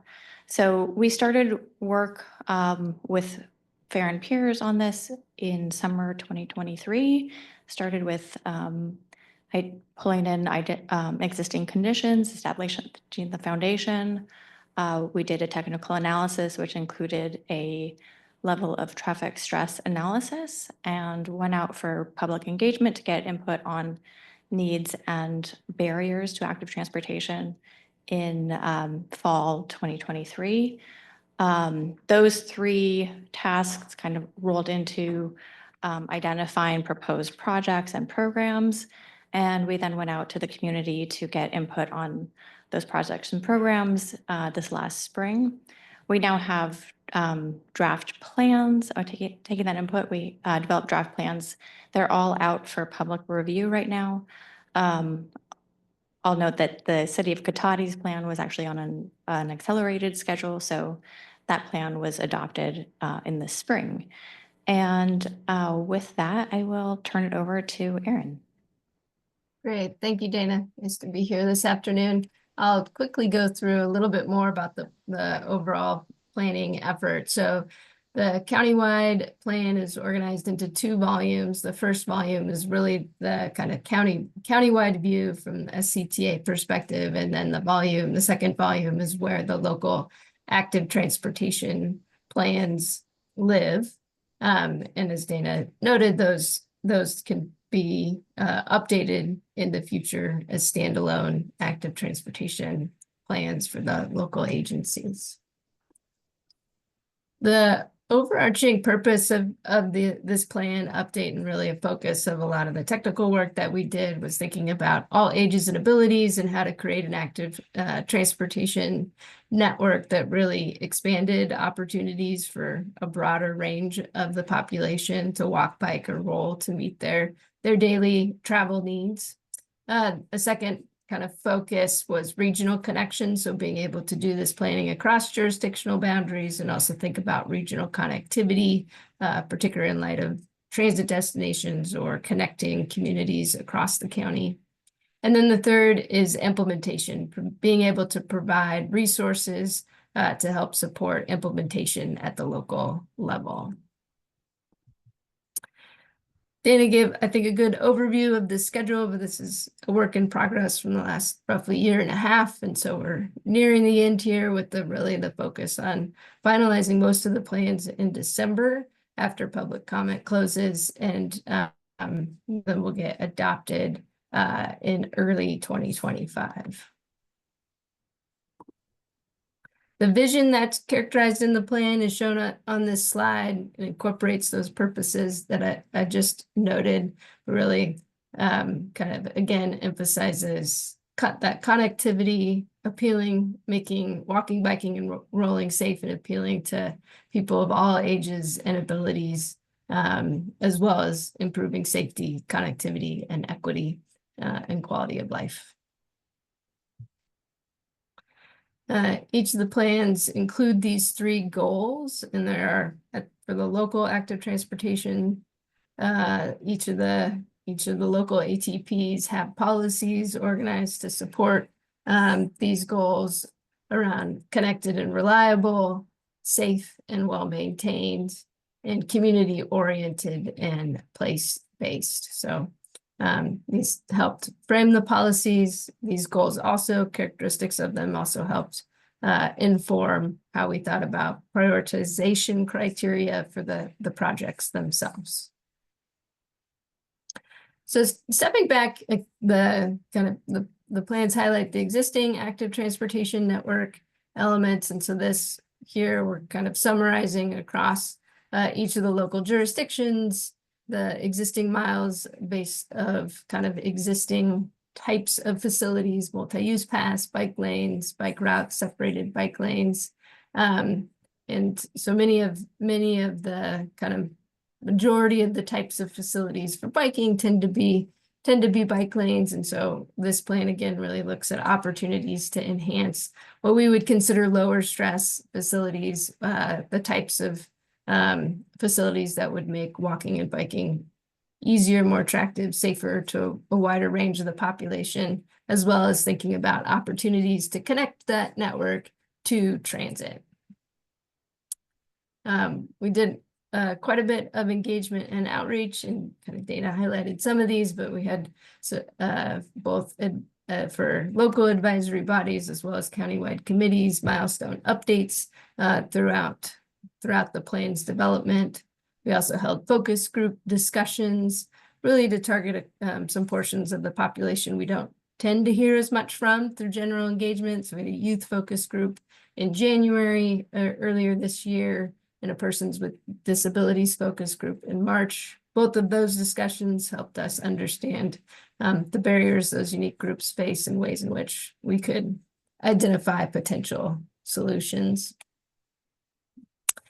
General community engagement took place over 3 phases. And so kind of last fall around was really identifying initial needs and concerns. In the spring, it was coming back and sharing draft projects and priorities. And then the 3rd phase is happening now, where the community can review the draft plans. And so kind of earlier phases included online engagement as well as pop-up events, and as well as community open houses across the county. So I noted earlier, one of the plan purposes is thinking about regional connectivity. And so this plan included identifying SCTA regional routes. And so those are these blue lines on this map.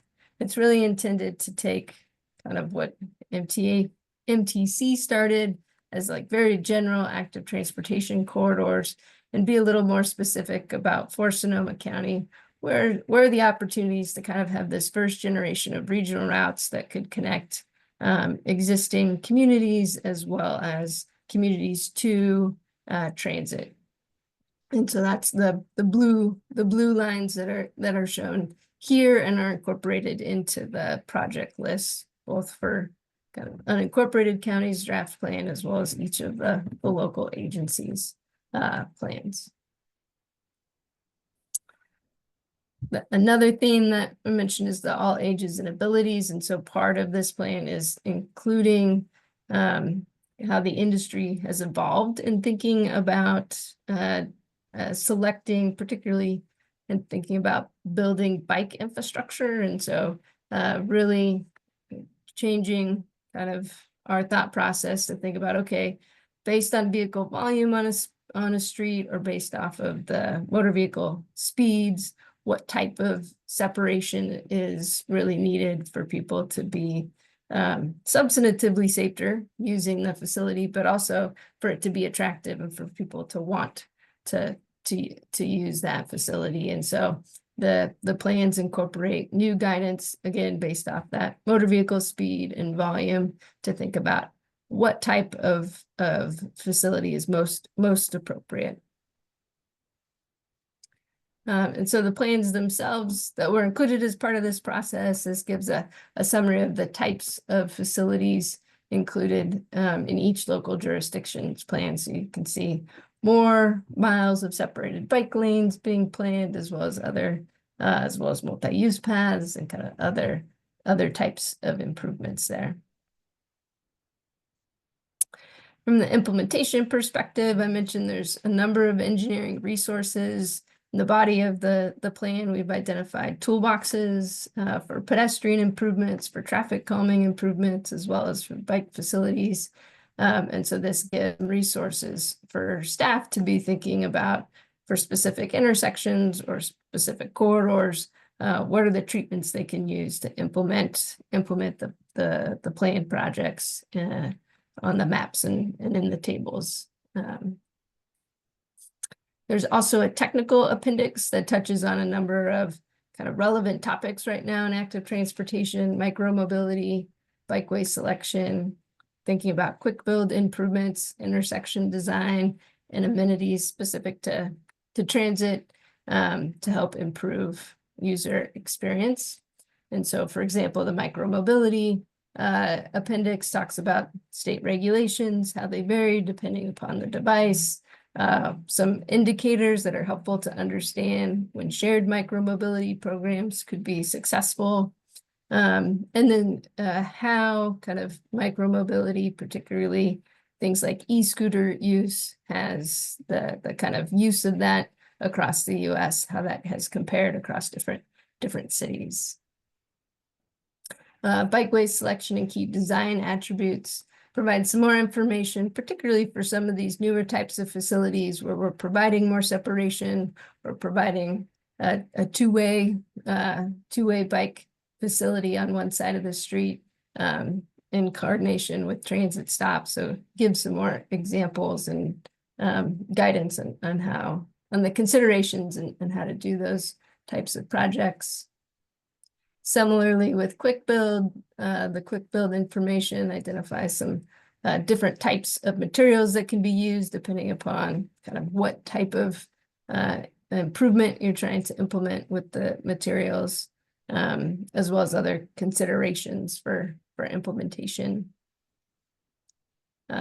Similarly, for the intersection design highlights, there's specific to thinking about crosswalks that are uncontrolled. What are the design enhancements or treatments that make the most sense based on vehicle volume and speed? And then as we think about bike facilities and intersections, what are the ways in which we can separate and provide clear designated space so folks know where they should be and how they should navigate the intersection.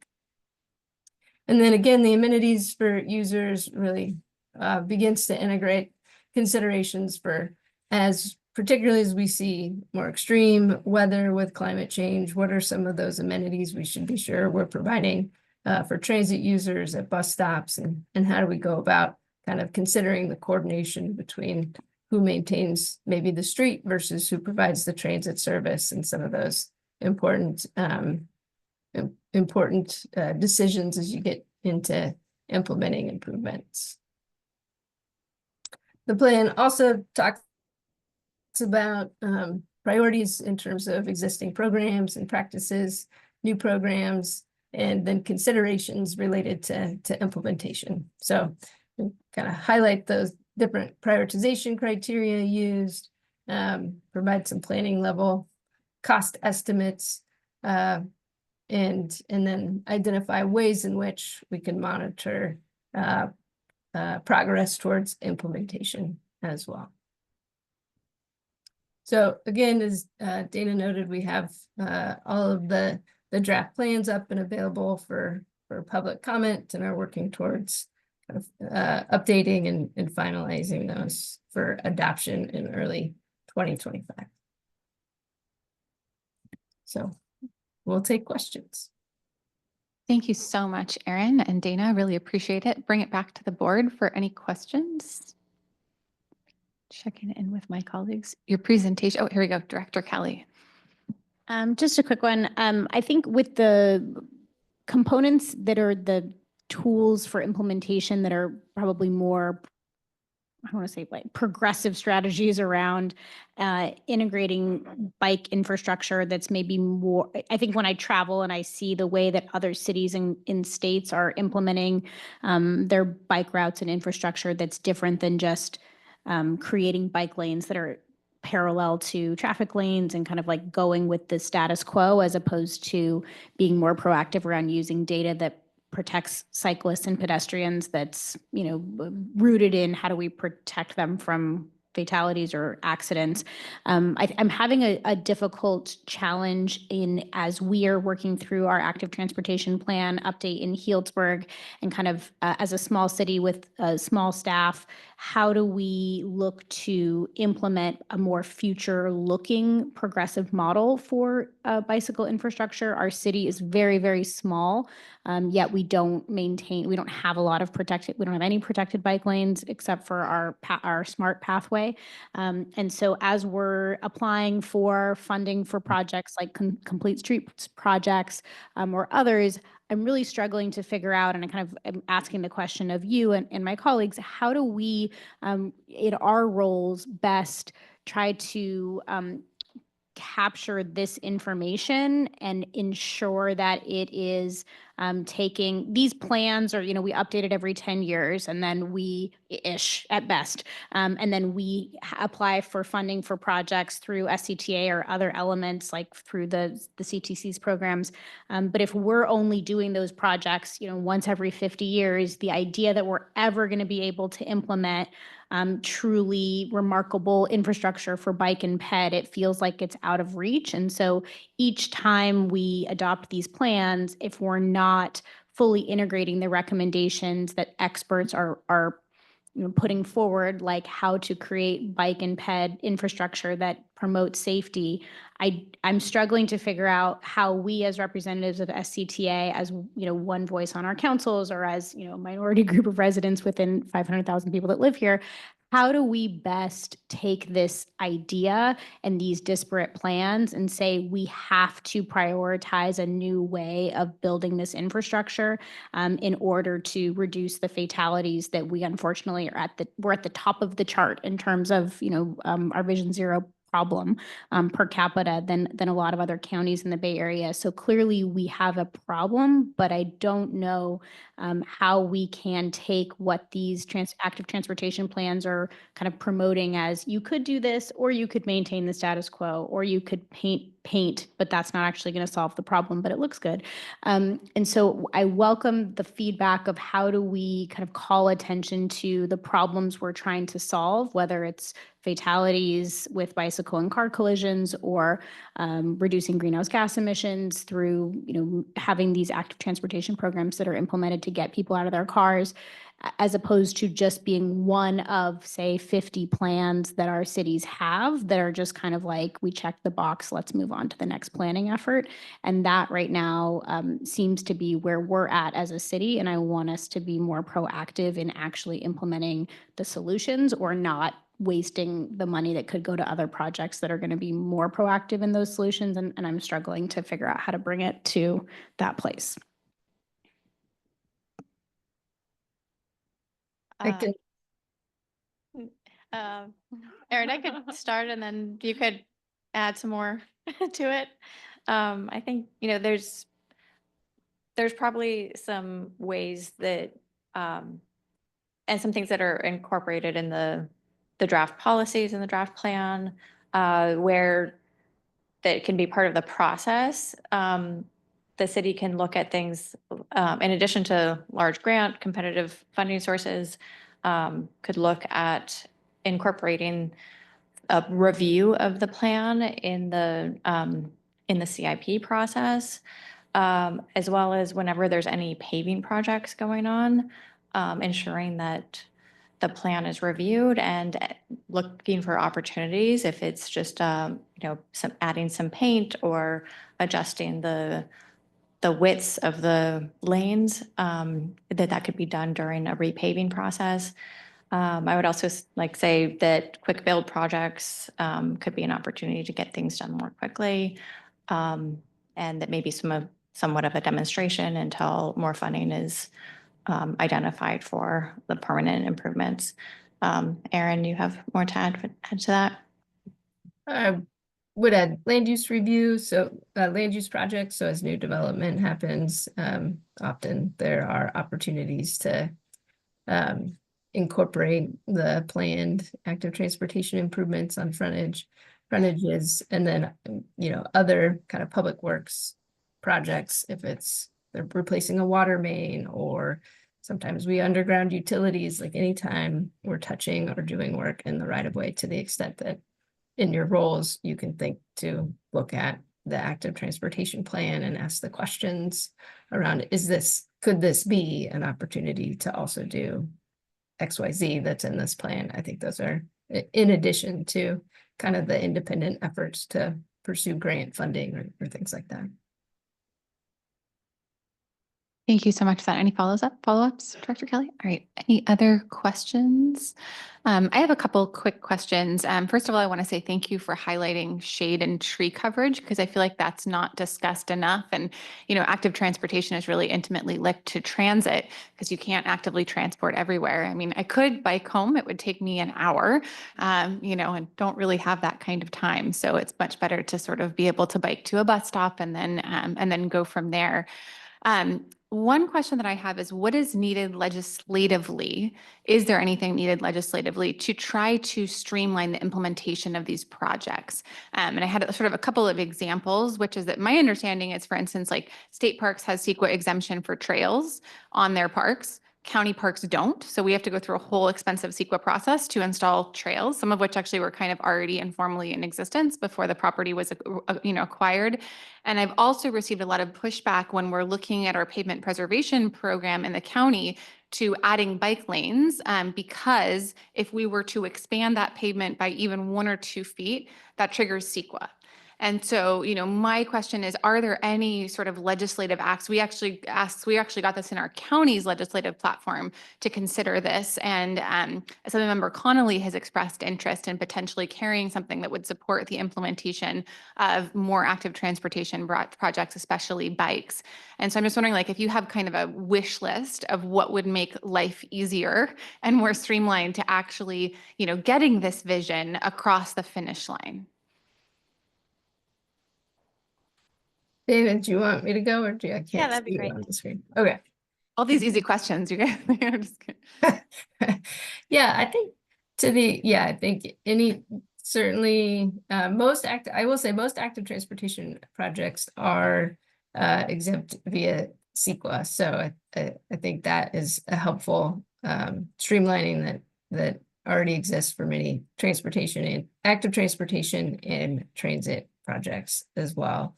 I think the other kinds of like streamlining that we can think about as an industry is our processes in what are our current roadway design standards look like. So what are we, oftentimes when we're repaving, the default is to kind of either put it back as it was or put it back per the standards. So making sure that we're thinking about, well, what do those standards currently reflect, and are they incorporating the types of actual improvements we want to see on our roadways? So I think that's, separate from kind of the environmental regulations, just making sure our own guidance in what we're using to design the roadways or the intersections reflects kind of current practices in that regard. Great. Dina, do you have anything to add? No, I don't. Okay. I've found that most of my projects are not CEQA exempt, so maybe it's sort of a rural urban issue and might, require a little bit more sort of delving into in terms of active transportation projects. My other question is just a timeline question, which is that the staff report said that the draft ATPs are available for public review through the end of the month. The county's was just released on Friday, and so I was hoping that we would have sort of an extension for just feedback on that plan, like especially with, next week is Thanksgiving, right? And so maybe December 15th, or if there's an opportunity to continue to solicit feedback on those draft plans before they're finalized. Yeah, so we actually publish the staff report before we publish the county's draft active transportation plan. So that went out, went up on the website last week. That public review process is actually going to go through February. So we will get a final date up on there as soon as we know what that is, but it is a longer review process for the unincorporated counties plan. Perfect. Great. Thank you so much for that. Director Corsi. Thank you. And I'm going to admit that I have not read this whole report, but in table 15 talks about cost estimates, and there's $800 million worth of projects here, and they're all listed as priority projects. And I just wonder, at what point do we actually prioritize and kind of triage to do what are the highest priorities first and make those decisions? Yeah, within each of the local active transportation plans, we have the groupings of a tier 1, tier 2, and tier 3. And so right now, the way the draft plans are written is to provide some staff discretion at the local level, particularly as we think about some of the opportunistic ways for these projects to be implemented, either through other roadway projects that are happening or through grant opportunities that come up. And so that's from the kind of local plan perspective, how we have it organized. The criteria themselves, we, for the prioritization, cover a lot of those criteria that, whether it's regionally or at a state level, have been important criteria for being competitive for grant funding. So safety, equity, access to transit, those types, access to schools, those types of criteria were used to help identify kind of that those categories of prioritization. And then kind of regionally, from kind of the SCTA view, focusing on those regional routes and projects that help build out those regional route connections, either to transit and or between communities, is how we've organized or focused that piece of the plan. So at the macro level, if I can use that word, tier 1 is the highest priority, tier 2, tier 3, like that. But everything within those tiers is considered a priority. But there's a 3-tier hierarchy. Do I have that right? Correct. Thank you. Vice Chair Bagby. Thank you, Director Corsi, for bringing up a really good point. And I kind of want to go back to, when Aaron and I think Aaron was there at the meetings in Cloverdale, and Dana was definitely there. We really drilled down almost to the parcel or the block level, and, really talked about, what the trouble spots were and then what the potential spots were. And it just, occurs to me also, thinking about Director Kelly's comments, is that's where the staff work at SCTA, I think, is so important, is making sure that those best practices are implemented in each of our in each of our policies in each of our cities and at the county level as well, so that there isn't that and I think Aaron really illustrated it very well. It's are we building to the previous level, which sometimes happens with FEMA work, when we get damage from natural disasters, which we definitely have in this county. We find that they're only pay to restore, how it was before the damage happened. And so I think that, that's something that our staffs have had to adjust for. But I think that that's going to be the key component of the work that SCTA does, is making sure that at each of the cities' staffs are making sure that those newer standards are being implemented and incorporated, so that there isn't any question that if there is storm damage, or if there is new development, or if there is an opportunity for grant money, that the cities are ready to go on that and there's no disconnect there. So, that's what I would hope that this plan enables us to do. And yeah, we've had to take a look at it from the big macro level, but also, in each one of our cities, making sure that, in that 3 blocks, there's a change in use or an opportunity that it doesn't just get put back the way that it was, that it meets the new standards so that it's safe for everybody. And I just want to advertise that, I just saw a huge difference in something just this weekend when I did the Biker Chicks ride in Cloverdale. And I really got to ride across that bridge at First Street for the first time with a big group of people, and they were just thrilled. And I saw a group of 4 people out on their one wheels, and they were stopped looking over the bridge onto the water. And I just kind of, as I rode back, I was like, how do you guys like this new bridge? And they're like, this is awesome. And it just really underscores just, all of the hard work that this agency did on that Johannes Hubert said, County Transportation and Public Works did to make sure that project happened. And I just want to tell you, people are out there using it.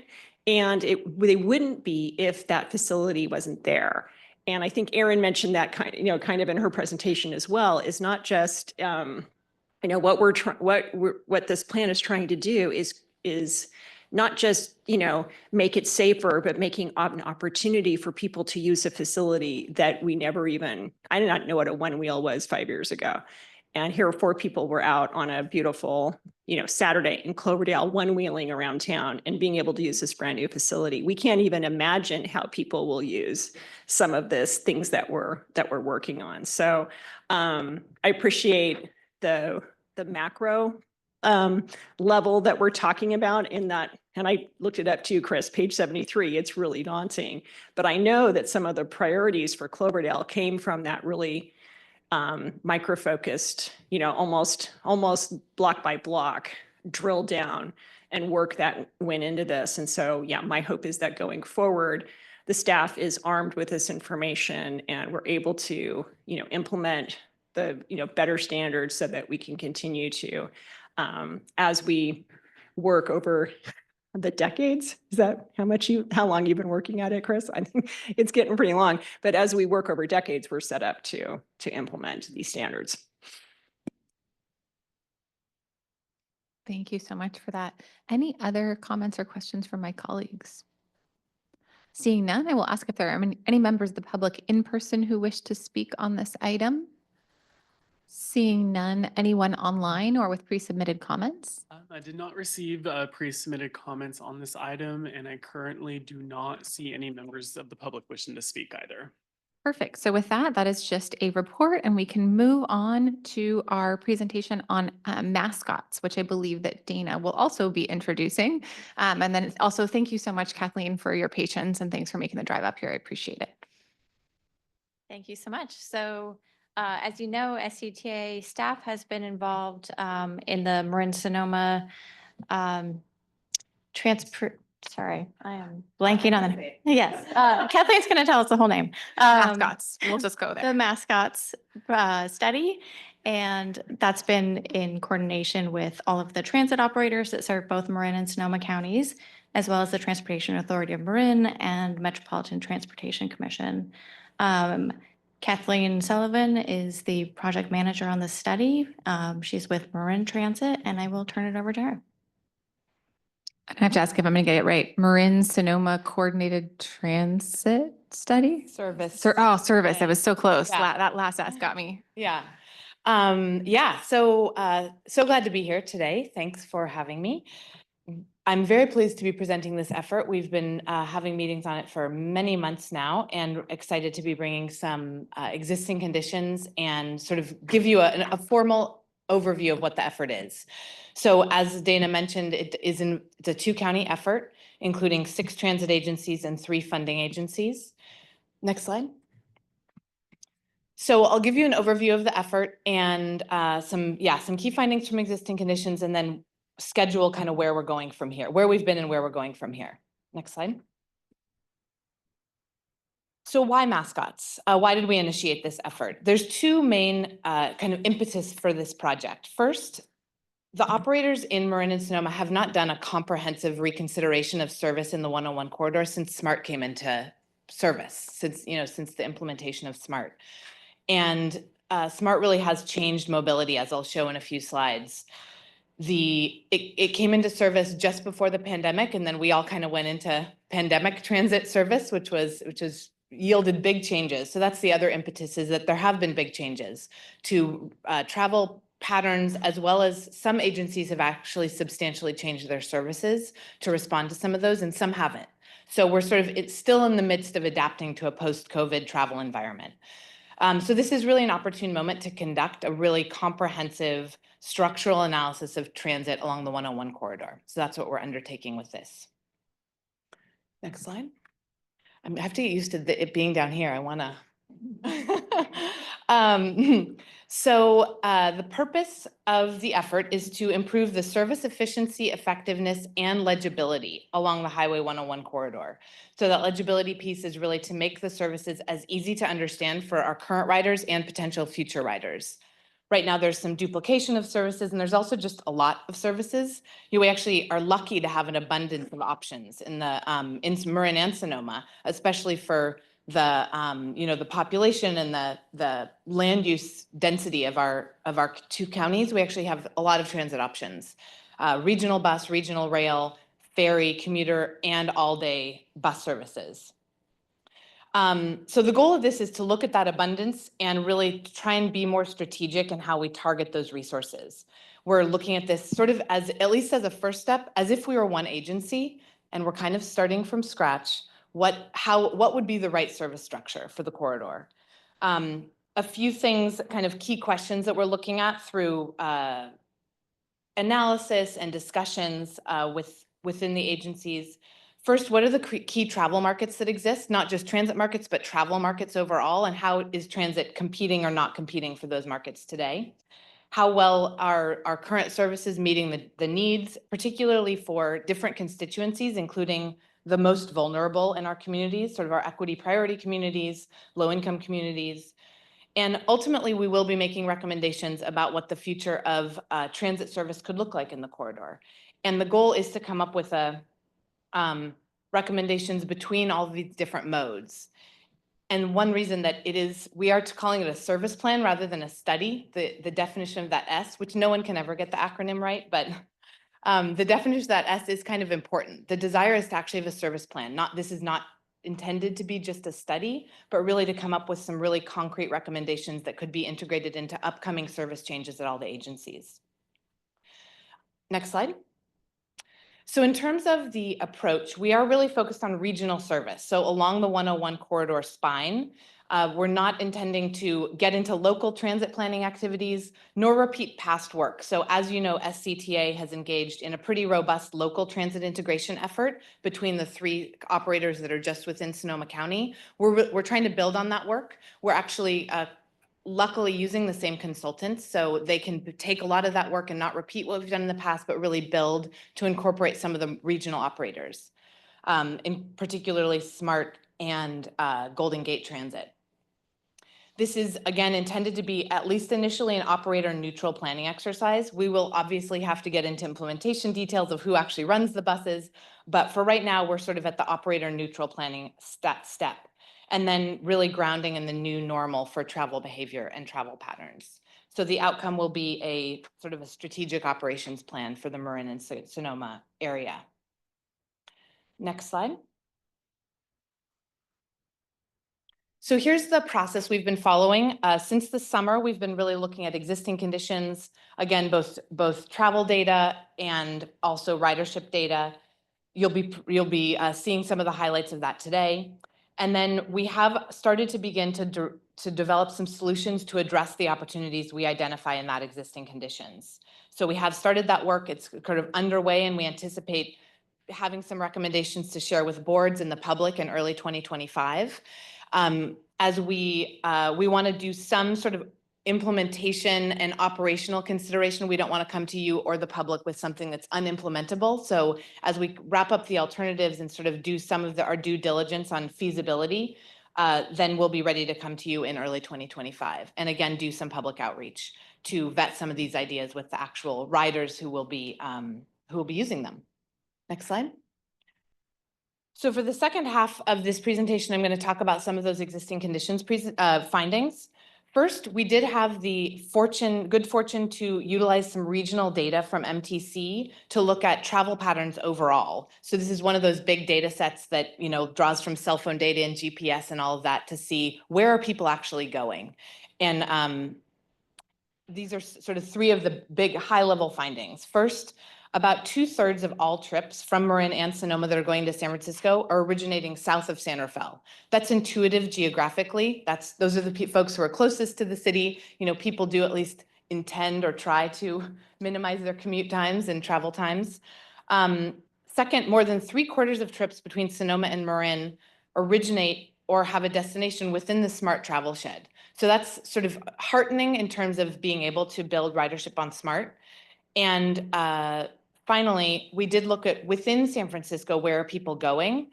And most people are going to where the services are currently serving. So we were considering questions like, should we have a bus that goes to Western San Francisco? There isn't a really robust travel market in Western San Francisco that transit could be competitive for. So, you know, 2/3 of trips are going to the places that the regional bus and ferry serve today. Next slide. Sure.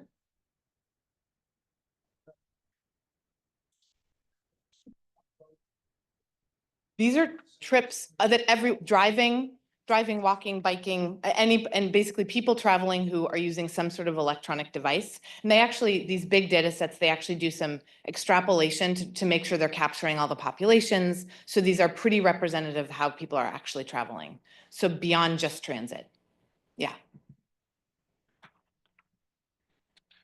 So in getting into the three main regional services, first, SMART. SMART really has changed mobility between Marin and Sonoma counties. More people are using transit in the Highway 101 corridor since SMART came into service. And SMART has really replaced the 101 bus, the Golden Gate 101 bus, as the main and most reliable, convenient, fast way to get between the two counties. SMART, as a result, ridership has really responded because it is such a, just a more competitive and more reliable option. And they carry about 5 times the ridership on the 101 bus. So the 101 is still carrying some riders, but significantly less than they were before SMART came into implementation. And the overall universe of people taking transit is higher than it was before. So that's great. Next slide. In terms of Golden Gate transit services, the bus services, there's a lot of numbers on this slide, but a couple things I just want to draw your attention to. A lot of Golden Gate transit ridership is actually not crossing county borders. So that's one of the big takeaways. If you look just at the first row, percent of San Francisco to San Francisco ridership, Golden Gate made a change at the beginning of the pandemic and started being able to pick up and drop off riders within San Francisco. Previously, Muni did not allow that, and they made a change with Muni due to Muni service cuts. So Muni's the San Francisco bus operator. They are actually picking up and dropping off riders in San Francisco. And as you'll see, some of these routes are getting over half their ridership from folks who are riding within the city of San Francisco. So just a notable, and that includes a lot of the routes that are serving Sonoma and Marin, up here in Sonoma and then further north in Marin. So just sort of, they're also running several all day. So they have commuter buses that just run in the peak period, peak direction. And then they have all day buses. They have 3 all day routes, the 101, the 150, and the 130. And because of the abundance of routes, some of those buses just aren't operating as productively as they could. So the 130 and 150, when they're crossing the Golden Gate Bridge, are only about 1/3 full. So they're not really maximizing the utility of those resources. And overall, just a significant portion of Golden Gate's ridership is deriving from something other than its original mission, which was to complement the Golden Gate Bridge, basically, to carry people into the city from Sonoma and Marin. Next slide. The final resource, next slide. Next slide. The final one is the ferries. So that's the other major regional transit option. And ferries really are carrying the majority of riders between Marin and Sonoma. So if you look at all of these numbers, and something to note on these is, for one, these are from almost a year ago at this point. We're actually updating the data right now to see what sort of, if there have been any big shifts since we started this process. But these are also weekday averages, and the ferries, and to a slightly lesser degree, the buses are seeing really different ridership on Monday and Friday than they are on Tuesday through Thursday. So, we know anecdotally from the news, a lot of folks are only going into the office Tuesday, Wednesday, Thursday, 3-day work week. The particularly dramatic decline on Fridays. So if you look at just the Larkspur line, today, the Larkspur ferry is carrying about 5,000 riders on a Tuesday, for example. So that's partially an increase in ridership from last year, but also that Tuesdays are way higher than Fridays. So this weekday average kind of masks some of that. But in any case, it's significantly higher than what's on the buses crossing the Golden Gate Bridge. Next slide. So 2 more slides here just on overall key findings. First for Sonoma County and then Sonoma to Marin. There are a lot of different options in the corridor, and to some degree they're duplicative. And this is not using our resources as wisely as we could. Some of those routes aren't as productive as they could be, but mostly it's confusing for the rider. So for example, if you're trying to go from Petaluma to Santa Rosa in the middle of the day, there's a SMART train that leaves at noon and there's a 101 bus that leaves at noon. So for one, how does someone decide which one they should take unless they have a lot of experience riding one or the other? But also if they were staggered by half an hour, you'd have twice as much frequency that you could work with and more options for when your meeting ends or something like that. So that's an example of the type of thing we're trying to solve. And then the second thing is SMART, as I mentioned, has really replaced the Golden Gate Route 101. And the local operators have not fully sort of reoriented their services to feed local riders into SMART rather than the transit malls where Golden Gate stops. So that's okay. So that's another key opportunity, is just better feeding SMART, since that is basically local riders don't have the opportunity to get to, in an efficient way, the best, most reliable, fastest way to go south. And then finally, the commuter services, so those ones that just operate peak direction, peak times, are actually pretty productive, but we do have some recommendations for tweaks that could improve productivity and rider experience on those. But overall, they're pretty effective. So in terms of key areas we're exploring in Sonoma County, integrating Golden Gate 101 and SMART schedules to be better, or sort of better complementary of one another. The role of the 101 in general north of Novato now that we have SMART, and then improving access to SMART for Sonoma County riders. Next slide. So in terms of Marin County findings, Highway 101 is also overserved, actually to a greater degree in Marin than in Sonoma. And so we're looking at really streamlining some of those services, maybe fewer services with higher frequency rather than a whole bunch of options, and it's kind of confusing which one to use. The Golden Gate 101, whereas it's not as utilized in Sonoma, is actually very well utilized from San Rafael south, and SMART transfer patterns. So the highest SMART transfer pattern is to the ferry, Larkspur Ferry. So a lot of folks are taking SMART down and transferring to the ferry. The second one is to the 101 bus in San Rafael. So people are basically choosing from northern Marin or in Sonoma to take the SMART, which is the fastest way to get to San Rafael, and then it's basically nonstop from San Rafael into the city, into the Civic Center area. So again, 101 is really useful from San Rafael into the city, and we might look at increasing frequency on that, maybe refocusing resources on that. And then finally, commute routes and ferries are serving the peak directional demand to San Francisco pretty well. So we would just be looking at little tweaks for those services. Final slide. I know I'm the last item here on your agenda. So in terms of next steps, we are in the process of developing solutions right now, in an evaluation process, and looking at some of the impacts and implementation feasibility, and looking at engaging again with boards in early 2025 to go out to the public to get input on some of these proposals.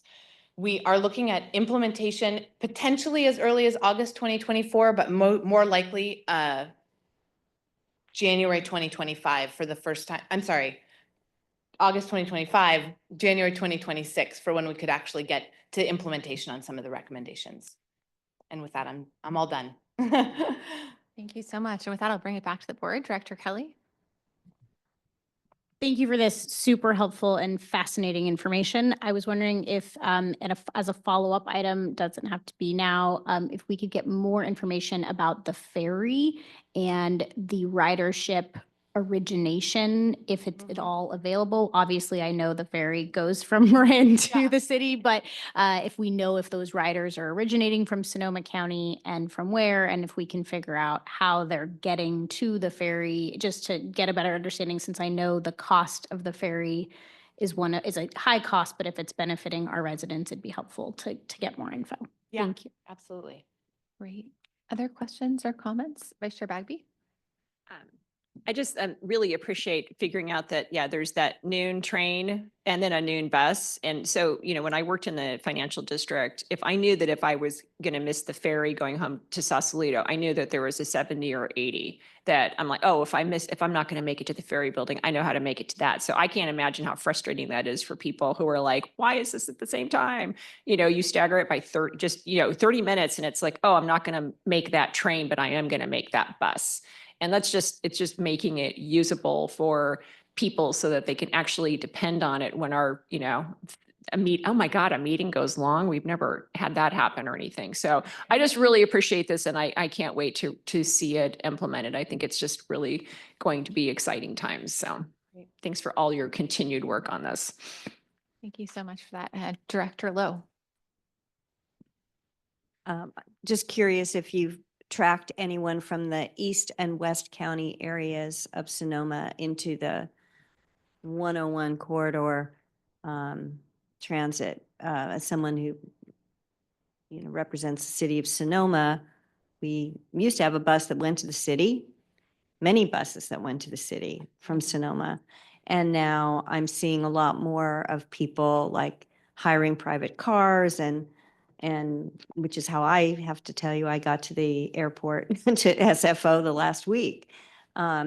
So anything that you could do in terms of tracking ridership that, you know, goes from Sonoma and my colleague, Ms. Hinton is not here, and from West County as well, Sebastopol into the areas that are served, it would be helpful. To know if there's any, I mean, certainly if I go into the city and I'm just myself, I do use the ferry very frequently, but, you know, for a lot of trips, it's just, you know, for doctor's appointments, it's very common for people in the city of Sonoma to hire a car to take them to UCSF or wherever they're getting their services. And that doesn't seem to be either an economic or an environmental or any other kind. It's great for those people, but it's not sustainable. Thank you for that. Any response to that?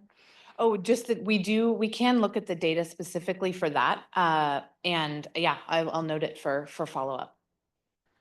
And I have to say, first of all, thank you also. I should have mentioned this before, but Supervisor Rabbit and I are part of the MASCOTS ad hoc. And so we were able to meet last week down in Petaluma and have a conversation. And one of the things that I appreciated was that there was, you know, quite a bit about how do we get more, you know, sort of feeding routes into SMART. And so including, you know, I sort of think of it as we've got the spine, we need the ribs, you know, and also probably the head, the crown way up there in Cloverdale, right?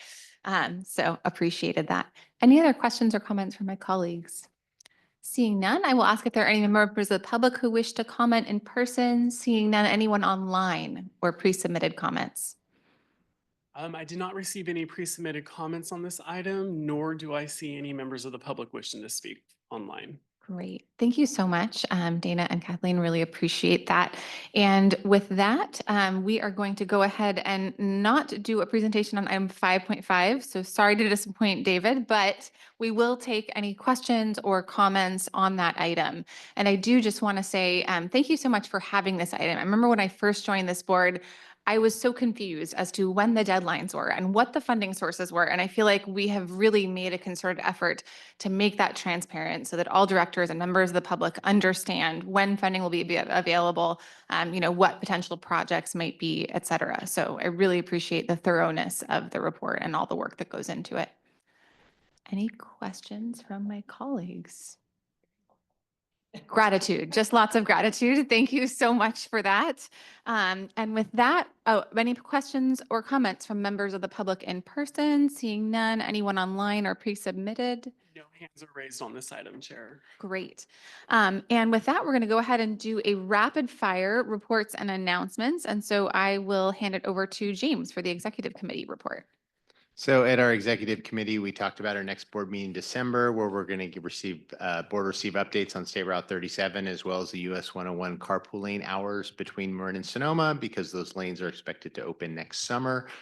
We discussed potentially canceling the January board meeting, which will be confirmed at the December meeting. If we do cancel January, we will likely have board members scheduled for SCTA, RCPA ad hoc meetings in lieu of the board meeting, and the full agenda for the exec committee is posted online. That concludes my report. Great. Any regional agency reports from my colleagues? Director Bagby? Just a quick one. The Friday outdoor ribbon cutting for part of the Smart Trail down near in Marin County has been canceled due to an expected atmospheric river event. I think that was a great call by the crack event staff at Smart, and it will be rescheduled for January 25th. And hopefully we'll have one of those really beautiful January days that is crisp and clear, but able to bring your bike on the train and join us for that really great event that will be postponed. Wonderful. Hoping for better weather in late January. Anyone else on that one? Seeing none, there's an FYI, the advisory committee agendas are in the packet, but no need to discuss that. And then I think that Ross is up next for the marketing and communications report. Okay, great. If you want to jump in, great. Thank you so much, Tanya. And then you can just segue straight into climate change and we'll cover it. Perfect. Emergency, so he wasn't able to be here, but everything is okay. So I'll just highlight two items from his marketing and communications report. The first is that staff has been working very hard on an outreach plan for the comprehensive transportation plan update and had a very successful virtual town hall to kick off that event on October 22nd. And then we'll continue doing outreach activities for the CTP, and actually including just last Friday, there was a focus group at the Santa Rosa Junior College that I understand was also very well attended and successful. And Chris can talk more about that if you all have questions. And then the other item I wanted to highlight on the marketing report is that we had at long last a launch for the Redwood Bike Share, which was in Petaluma on November 6th. Great attendance, great presentations, a lot of trying out of the bikes. So it's just really exciting to see that effort kicking off. And I haven't ridden a bike yet myself, but I'm certainly looking forward to it. So that's what I wanted to highlight from Ross's report. And then I'll go over to the climate change activities report and just say that staff continues to focus a lot of attention and time on the building energy efficiency and electrification area. BC is working on the Equitable Building Electrification Action Plan, has had several meetings with local staff to get input on the plan, and we'll be coming back with more information on that in the spring. BC also worked with David Liebman at the Santa Rosa Junior College. He's their energy and sustainability manager, to organize a tour of the JC's microgrid, which was a fantastic tour.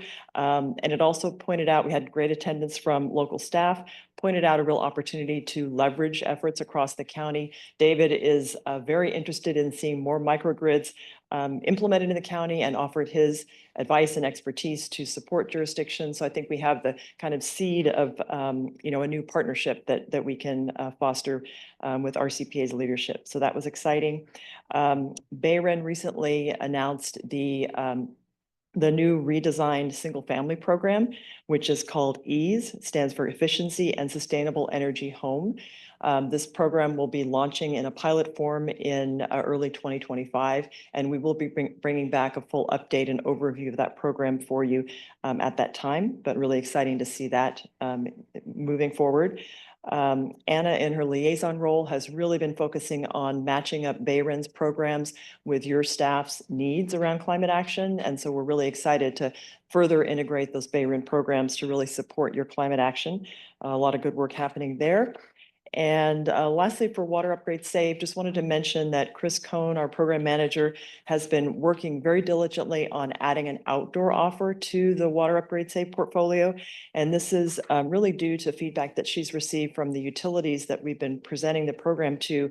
They're very interested in including an outdoor offer, meaning funding to be able to put the cost of, for example, irrigation systems, when people want to take out their lawns and put in drought tolerant landscaping, to be able to add that to the on-bill, the tariff on-bill process. And so she's, I think, close to having that ready to share with utilities. So we're really excited about that. And that concludes my report. Happy to take any questions on either. Perfect. Thank you so much. I think we'll just do questions kind of as a group at the end, but thank you. Really appreciate your report and covering for Ross.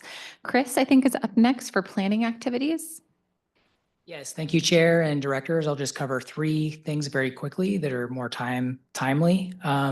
So 2 Sonoma County projects are being recommended for 2024 Priority Conservation Area Grant Awards. So we're really excited about those being funded. One is the City of Santa Rosa Southeast Greenway Project, and one is the Sonoma County Regional Parks Sonoma Shelville Trail Design Project. So excited to see some money coming into Sonoma the county for that. And then there'll be another call for PCA grant proposals next year. So moving on to the transit-oriented communities policy. So the final guidance is finally posted on the MTC website. So, so there's a lot of activity underway to implement those policies, and MTC has a call for $62 million in technical assistance grants available to help support the TOC policy implementation. So those, the grant deadline for that, I believe, is November 22nd. And then finally, on the CTP, Tanya did mention we've been out in the community doing outreach, so that's been going well. We've also been working with local staff to update project information for the existing project list, and we have applications for new CTP project submissions due on December 13th. So with that, I'll go ahead and wrap up and happy to answer any questions. Thank you so much, Chris. Really appreciate it. And I think Shauna is up next with projects and programming. Thank you, Madam Chair. Good afternoon, directors. I will try to also be brief. First of all, we wanted to highlight that there was a value added option for the 116-121 project, where they were able to stripe for the roundabout early in the project, save some money, save some time. So that so they put K-rail up, and that new configuration was put in last Friday. So that's functioning and seems to be going very well. The second thing we wanted to draw your attention to were 3 applications for the SB1 program that we have been working with various agencies on.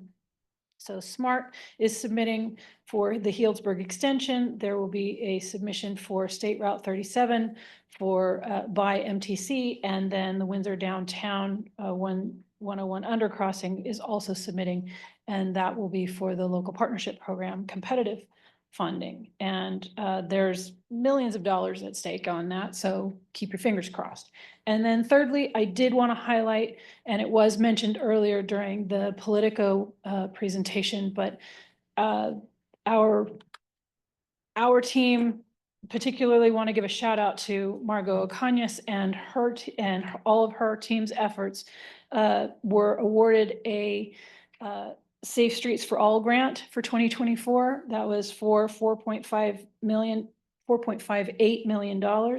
And we were honored to be selected as one of the example projects in the federal press release. So that was kind of exciting. Yeah, very, very exciting. Thank you so much. With that, bring it back to the board for any questions or comments from the reports. Seeing none, any members of the public wish to comment in person? Seeing none, any online or pre-submitted? Seeing none, no members with their hands up on. Perfect. Any last minute board member comments before we jump? Board member announcements? All right, going once, going twice, and we're done. Thank you all so much. Take care.